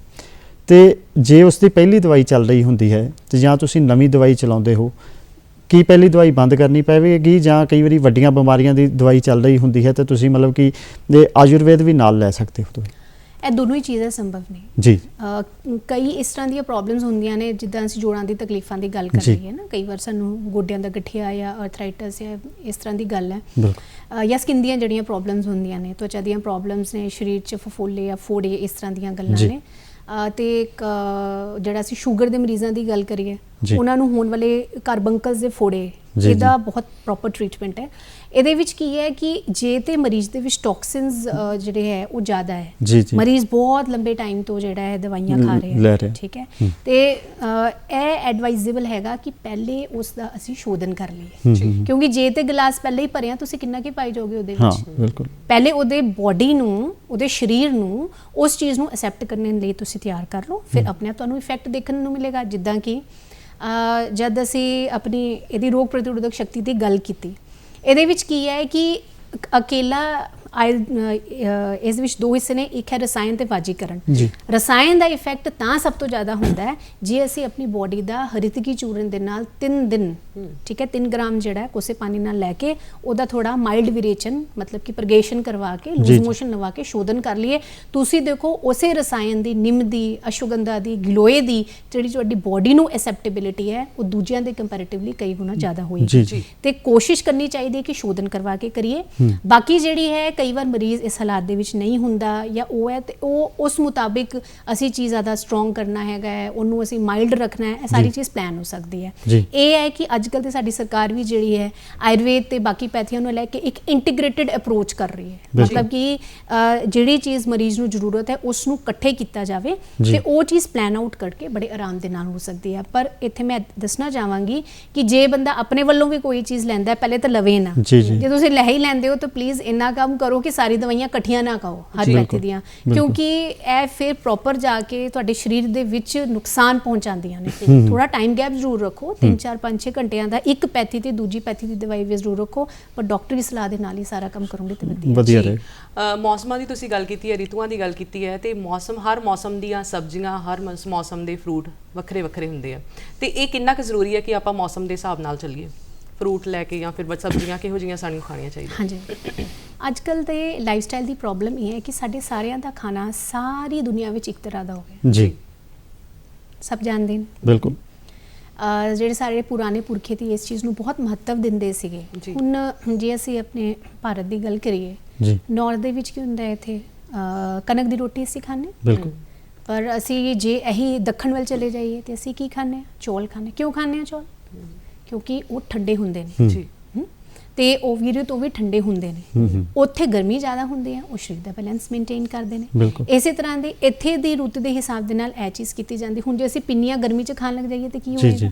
ਪਰ ਉਹ ਪਿੰਨੀ ਜੇ ਅਸੀਂ ਸਰਦੀ 'ਚ ਨਾ ਖਾਈਏ ਤੇ ਹੋਰ ਇਫੈਕਟ ਹੋਏਗਾ ਨਾ। ਇਸ ਤਰ੍ਹਾਂ ਦੀ ਜਿਹੜੀ ਚੀਜ਼ ਰਹਿੰਦੀ ਹੈ, ਹਮੇਸ਼ਾ ਜੇ ਕੋਈ ਵੀ ਇਨਸਾਨ ਆਪਣਾ ਖਾਣ ਤੇ ਪਾਨ ਆਪਣੀ ਲੋਕਲ ਕੰਡੀਸ਼ਨਸ ਦੇ ਮੁਤਾਬਿਕ ਕਰਦਾ ਹੈ ਉਹ ਜ਼ਿਆਦਾ ਬੈਟਰ ਹੈ। ਬਿਲਕੁਲ। ਜਿੱਦਾਂ ਕਿ ਅਸੀਂ ਇਹੀ ਚੀਜ਼ ਜੇ ਅਸੀਂ ਵੈਸਟ ਬੰਗਾਲ ਦੇ ਵੱਲ ਚਲੇ ਜਾਈਏ, ਉੱਥੇ ਦਾ ਹਵਾ ਪਾਣੀ ਹੋਰ ਬਦਲ ਹੈਗਾ। ਇੱਕ ਤਰ੍ਹਾਂ ਦਾ ਜਿਹੜਾ ਅਸੀਂ ਸਾਰਾ ਖਾਣਾ ਖਾ ਰਹੇ ਹਾਂ ਨਾ, ਉਸ ਨੂੰ ਪ੍ਰੋਬਲਮ ਕ੍ਰੀਏਟ ਕਰ ਰਿਹਾ। ਹੁਣ ਜੇ ਅਸੀਂ ਇਸ ਟਾਈਮ ਦੀ ਗੱਲ ਕਰੀਏ ਤੇ ਜਿਵੇਂ ਕਿ ਅਸੀਂ ਕਿੰਨੂ ਦਾ ਇਸਤੇਮਾਲ ਕਰਦੇ ਹਾਂ। ਕਿੰਨੂ ਕਿਉਂ ਹੈਗਾ? ਸਰਦੀ ਇੰਨੀ ਪੈਂਦੀ ਹੈ, ਕੁਦਰਤ ਨੇ ਕਿਉਂ ਕਿੰਨੂ ਬਣਾਇਆ? ਹਾਂ, ਅੱਜ ਕੱਲ ਦਾ ਜਿਹੜਾ ਜ਼ਮਾਨਾ ਹੈ ਤੁਸੀਂ ਹਰ ਸਬਜ਼ੀ ਹਰ ਟਾਈਮ ਲੈ ਸਕਦੇ ਹੋ, ਪਰ ਅਸੀਂ ਆਪਣੇ ਘਰ ਦੇ ਵਿੱਚ ਵੀ ਇਸ ਚੀਜ਼ ਦੀ ਇੰਪੋਰਟੈਂਸ ਕਰਦੇ ਹਾਂ ਕਿ ਜਿਹੜੀ ਸੀਜ਼ਨਲ ਚੀਜ਼ ਹੈ ਉਸ ਨੂੰ ਅਸੀਂ ਹੱਥ ਪਾਈਏ। ਦੂਜੀ ਚੀਜ਼ ਚਾਹੇ ਜਿੰਨੀ ਮਰਜ਼ੀ ਪ੍ਰੋਡਿਊਸ ਹੋਵੇ ਉਹ ਉਸ ਦੀ ਪ੍ਰਕਿਰਤੀ ਨਹੀਂ ਹੈ ਜਿਹੜੀ ਹੈ।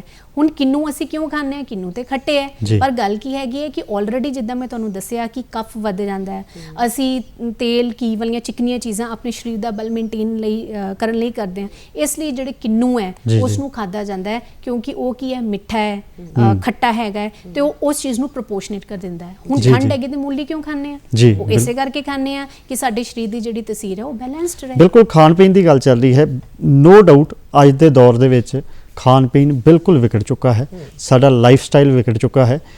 ਸਮਾਂ ਹੁੰਦਾ ਸੀ ਵੀ ਸਾਡੇ ਵਿੱਚ ਇੱਕ ਡਿਸਪਲਿਨ ਹੁੰਦਾ ਸੀ ਵੀ ਸਵੇਰੇ ਉੱਠਣਾ, ਨਹਾ ਧੋ ਕੇ ਆਪਣਾ ਪਾਠ ਵਗੈਰਾ ਕਰਕੇ ਸਕੂਲ ਜਾਣਾ, ਕਾਲਜ ਜਾਣਾ ਜਾਂ ਆਪਣੇ ਕੰਮਾਂ ਕਾਰਾਂ ਤੇ ਜਾਣਾ, ਉਸੇ ਤਰ੍ਹਾਂ ਆਪਣਾ ਬ੍ਰੇਕਫਾਸਟ ਡਿਨਰ ਚੱਲਣਾ। ਲਾਈਫ ਸਟਾਈਲ ਚੇਂਜ ਹੋ ਚੁੱਕਾ, ਲਾਈਫ ਸਟਾਈਲ ਡਰਾਸਟਿਕ ਚੇਂਜ ਆਇਆ ਕਿ ਬਿਲਕੁਲ ਹੀ ਬਦਲ ਚੁੱਕਾ ਹੈ। ਕਿੰਨਾ ਕੁ ਜ਼ਰੂਰੀ ਹੈ ਅੱਜ ਦੇ ਦੌਰ ਦੇ ਵਿੱਚ ਲਾਈਫ ਸਟਾਈਲ ਨੂੰ ਬਦਲਣਾ? ਅੱਜ ਦੇ ਦੌਰ ਦੇ ਵਿੱਚ ਲਾਈਫ ਸਟਾਈਲ ਨੂੰ ਹੀ ਬਦਲਣਾ ਪੈਣਾ ਜੀ। ਜਦ ਅਸੀਂ ਇਹਨੂੰ ਬਦਲਾਂਗੇ, ਦੇਖੋ ਜੇ ਅਸੀਂ ਆਪਣੇ ਸਰੀਰ ਨੂੰ ਲੌਂਗ ਟਰਮ ਇਫੈਕਟਸ ਦੇਣਾ ਚਾਹੁੰਦੇ ਹਾਂ ਜੀ, ਤੇ ਸੱਚੀ ਸੁਥਰੀ ਗੱਲ ਹੈ ਇਹ ਸ਼ਾਰਟ ਟਰਮਸ ਜਿਹੜੇ ਐਫਰਟਸ ਦੇ ਨਾਲ ਨਹੀਂ ਹੋਣਾ ਜੀ। ਜੀ ਜੇ ਅਸੀਂ ਸੋਚੀਏ ਕਿ ਸ਼ਾਰਟ ਟਰਮ ਐਫਰਟ ਅਸੀਂ ਕੋਈ ਪਿੱਲ ਖਾ ਲਈਏ, ਇੱਦਾਂ ਕੁਝ ਨਹੀਂ ਹੋਣਾ। ਜੇ ਸਾਡਾ ਇੱਕ ਬਾਇਓਲੋਜੀਕਲ ਕਲੌਕ ਹੈ, ਮਤਲਬ ਕੀ ਹੈ ਕਿ ਅਸੀਂ ਸਵੇਰੇ ਉੱਠਣਾ ਹੈ, ਅਸੀਂ ਖਾਣਾ ਖਾਣਾ ਹੈ, ਦੁਪਹਿਰ ਨੂੰ ਅਸੀਂ ਭਾਰੀ ਭੋਜਨ ਕਰਨਾ ਹੈ, ਫਿਰ ਰਾਤ ਨੂੰ ਅਸੀਂ ਹਲਕਾ ਭੋਜਨ ਕਰਨਾ ਹੈ, ਸੌਣ ਤੋਂ 2 ਘੰਟੇ ਪਹਿਲੇ ਅਸੀਂ ਖਾਣਾ ਖਾ ਲੈਣਾ ਹੈ, ਅਸੀਂ ਨਿਤ ਸੈਰ ਕਰਨੀ ਹੈ। ਸਾਡੇ ਕੋਲ ਆਪਣੀ ਬਾਡੀ ਨੂੰ, ਆਪਣੇ ਸਰੀਰ ਨੂੰ, ਮਨ ਨੂੰ ਸਵਸਥ ਰੱਖਣ ਦਾ ਇੱਕ ਹੀ ਹੱਲ ਹੈ ਕਿ ਅਸੀਂ ਆਪਣੀ ਜਿਹੜੀ ਡੇਲੀ ਰੂਟੀਨ ਹੈ ਉਸ ਨੂੰ ਚੇਂਜ ਕਰਕੇ ਕੁਦਰਤ ਦੇ ਸੰਸਾਧਨਾਂ ਦੇ ਮੁਤਾਬਿਕ ਚਲਾਈਏ। ਜੀ। ਜਿੱਦਾਂ ਕਈ ਵਾਰ ਸਾਡੇ ਜਿਹੜੇ ਕਈ ਭਰਾ ਭੈਣ ਨੇ ਉਹ ਨਾਈਟ ਡਿਊਟੀਆਂ ਕਰਦੇ ਨੇ, ਬਿਲਕੁਲ, ਠੀਕ ਹੈ। ਬਿਲਕੁਲ। ਤੇ ਨਾਈਟ ਡਿਊਟੀਆਂ ਦੇ ਵਿੱਚ ਵਿਚਾਰੇ ਸਾਰੀ ਰਾਤ ਜਾਗਦੇ ਨੇ। ਜੀ, ਜੀ। ਪਰ ਆਯੁਰਵੇਦ ਦੇ ਵਿੱਚ ਕੀ ਗੱਲ ਦੱਸੀ ਗਈ ਹੈ, ਜੇ ਕੋਈ 8 ਘੰਟੇ ਦੀ ਨਾਈਟ ਡਿਊਟੀ ਕਰਦਾ ਹੈ ਤੇ ਉਹਨੇ ਸਵੇਰੇ ਦਿਨ ਚ ਆ ਕੇ 4 ਘੰਟੇ ਸੋਣਾ ਹੈ। ਸੋਣਾ। ਉਹਨੇ 8 ਘੰਟੇ ਨਹੀਂ ਸੋਣਾ। ਕਿਉਂ? ਕਿਉਂਕਿ ਆਲਰੇਡੀ ਜਿਹੜੀ ਹੈ ਉਸ ਦਾ ਜਿਸ ਤਰ੍ਹਾਂ ਦਾ ਦੋਸ਼ ਪ੍ਰਕੋਪ ਹੁੰਦਾ ਹੈ, ਉਹਨੂੰ ਦਿਨ ਚ 4 ਘੰਟੇ ਹੀ ਸੋਣਾ ਕਾਫੀ ਹੈ। ਜੀ। ਉਸ ਤਰ੍ਹਾਂ ਦੇ ਨਾਲ ਉਹਦੀ ਬਾਡੀ ਜਿਹੜੀ ਹੈ ਬੈਲੈਂਸ ਰਹੇ। ਬੈਲੈਂਸ ਰਹਿ ਡਾਕਟਰ ਸਕਦੀ ਹੈ। ਸਾਹਿਬ ਤੁਸੀਂ ਇੰਨੀ ਵਧੀਆ ਜਾਣਕਾਰੀ ਦਿੱਤੀ ਹੈ, ਮੈਨੂੰ ਲੱਗਦਾ ਕਿ ਆਪਾਂ ਨੂੰ ਵੀ ਉਹਨਾਂ ਗੱਲਾਂ ਦਾ ਨਹੀਂ ਪਤਾ ਸੀ ਜਿਹੜੀਆਂ ਬਿਲਕੁਲ। ਤੁਹਾਡੇ ਤੋਂ ਪਤਾ ਲੱਗੀਆਂ ਹੈ। ਤੇ ਸਾਰਾ ਇਸ ਪ੍ਰੋਗਰਾਮ ਦਾ ਜਿਹੜਾ ਕਨਕਲੂਜਨ ਆ, ਜਾਂਦੇ ਜਾਂਦੇ ਥੋੜੇ ਸ਼ਬਦਾਂ ਦੇ ਵਿੱਚ ਤੁਹਾਡੇ ਤੋਂ ਜਾਣਨਾ ਚਾਹੁੰਦੇ ਹਾਂ, ਕਿਉਂਕਿ ਸਾਨੂੰ ਸਮਾਂ ਹੋਰ ਇਜਾਜ਼ਤ ਨਹੀਂ ਦਿੰਦਾ। ਕੀ ਕਹਿਣਾ ਹਾਂਜੀ ਚਾਹੋਗੇ? ਮੈਮ, ਮੈਂ ਇਹੀ ਕਹਿਣਾ ਚਾਹੁੰਦੀ ਹਾਂ ਕਿ ਆਪਣੀਆਂ ਜੇ ਸਭ ਤੋਂ ਪਹਿਲਾਂ ਤੇ ਆਪਣੀ ਹੈਲਥ ਦੇ ਵੱਲ, ਆਪਣੇ ਜਿਹੜਾ ਸਵਾਸਥ ਹੈ ਉਸ ਵੱਲ ਫੋਕਸ ਕਰੋ। ਜੀ। ਹਲੇ ਕਈ ਵਾਰ ਕੀ ਹੁੰਦਾ ਜਦ ਇਨਸਾਨ ਜਵਾਨ ਹੁੰਦਾ ਹੈ ਉਹ ਇਹਨਾਂ ਪੱਖਾਂ ਦੇ ਵੱਲ ਨਹੀਂ ਸੋਚਦਾ। ਹਰ ਇਨਸਾਨ ਨੂੰ ਲੱਗਦਾ ਜਿਹੜਾ ਜਵਾਨ ਹੈ ਉਹ ਕਦੇ ਬੁੱਢਾ ਨਹੀਂ ਹੋਏਗਾ, ਬਿਲਕੁਲ। ਪਰ ਉਸ ਚੀਜ਼ ਨੂੰ ਆਪਣੇ ਆਪ ਨੂੰ ਆਪਣੇ ਮਾਪਿਓ ਦੇ ਵਿੱਚ ਦੇਖੋ। ਜੀ, ਜੀ, ਜੀ। ਜਿਹੜੇ ਜੈਨੇਟਿਕ ਡਿਸਆਰਡਰਸ ਹੈਗੇ ਆ ਜੀ, ਜੀ। ਉਹ ਵੀ ਮੋਡੀਫਾਈ ਹੋ ਸਕਦੇ ਆ ਜੇ ਅਸੀਂ ਆਪਣੀ ਰੂਟੀਨ ਚੇਂਜ ਕਰ ਲਈਏ ਤੇ। ਜੀ, ਬਿਲਕੁਲ। ਤੇ ਜੇ ਅਸੀਂ ਸਵਸਥ ਰਹਿਣਾ ਹੈ ਤੇ ਆਪਣੇ ਜਿਹੜੇ ਕਦਮ ਹੈ ਕੁਦਰਤ ਦੇ ਨਾਲ ਪੱਟੋ, ਕੁਦਰਤ ਦੇ ਅਗੇਂਸਟ ਨਾ ਪਟੋ। ਤੇ ਆਯੁਰਵੇਦ ਦੀ ਕੀ ਮਹੱਤਤਾ ਹੈ ਥੋੜੇ ਸ਼ਬਦਾਂ ਦੇ ਵਿੱਚ? ਆਯੁਰਵੇਦ ਦੀ ਮਹੱਤਤਾ ਅੱਜ ਦੇ ਦੌਰ ਵਿੱਚ? ਅੱਜ ਦੇ ਦੌਰ ਵਿੱਚ ਇਹ ਹੈ ਕਿ ਇਸ ਦੀ ਮਹੱਤਤਾ 5000 ਸਾਲ ਪਹਿਲੇ ਵੀ ਸੀ, ਜੀ, ਜੀ। ਅੱਜ ਵੀ ਹੈ। ਇਹ ਇਨਸਾਨ ਦੇ ਕਣ ਕਣ ਦੇ ਵਿੱਚ ਬਸਦਾ ਹੈ, ਇਸ ਨੂੰ ਬਸ ਅਪਣਾਉਣ ਦੀ ਲੋੜ ਹੈ। ਲਿਖਿਆ ਤੇ ਸਭ ਕੁਝ ਹੋਇਆ। ਤੁਸੀਂ ਸਟੂਡੀਓ ਦੇ ਵਿੱਚ ਆਏ, ਇੰਨੀਆਂ ਢੇਰ ਸਾਰੀਆਂ ਗੱਲਾਂ ਕੀਤੀਆਂ ਆਯੁਰਵੇਦ ਦੇ ਲਈ, ਸਾਡੀ ਸਿਹਤ ਲਈ, ਸਾਰੇ ਦਰਸ਼ਕਾਂ ਦੀ ਸਿਹਤ ਲਈ, ਤੇ ਅਸੀਂ ਵੀ ਇਹੀ ਦੁਆ ਕਰਦੇ ਹਾਂ ਕਿ ਦਰਸ਼ਕ ਹਮੇਸ਼ਾ ਤੰਦਰੁਸਤ ਰਹਿਣ। ਤੁਹਾਡਾ ਬਹੁਤ ਬਹੁਤ ਸ਼ੁਕਰੀਆ, ਬਹੁਤ ਬਹੁਤ ਸ਼ੁਕਰੀਆ।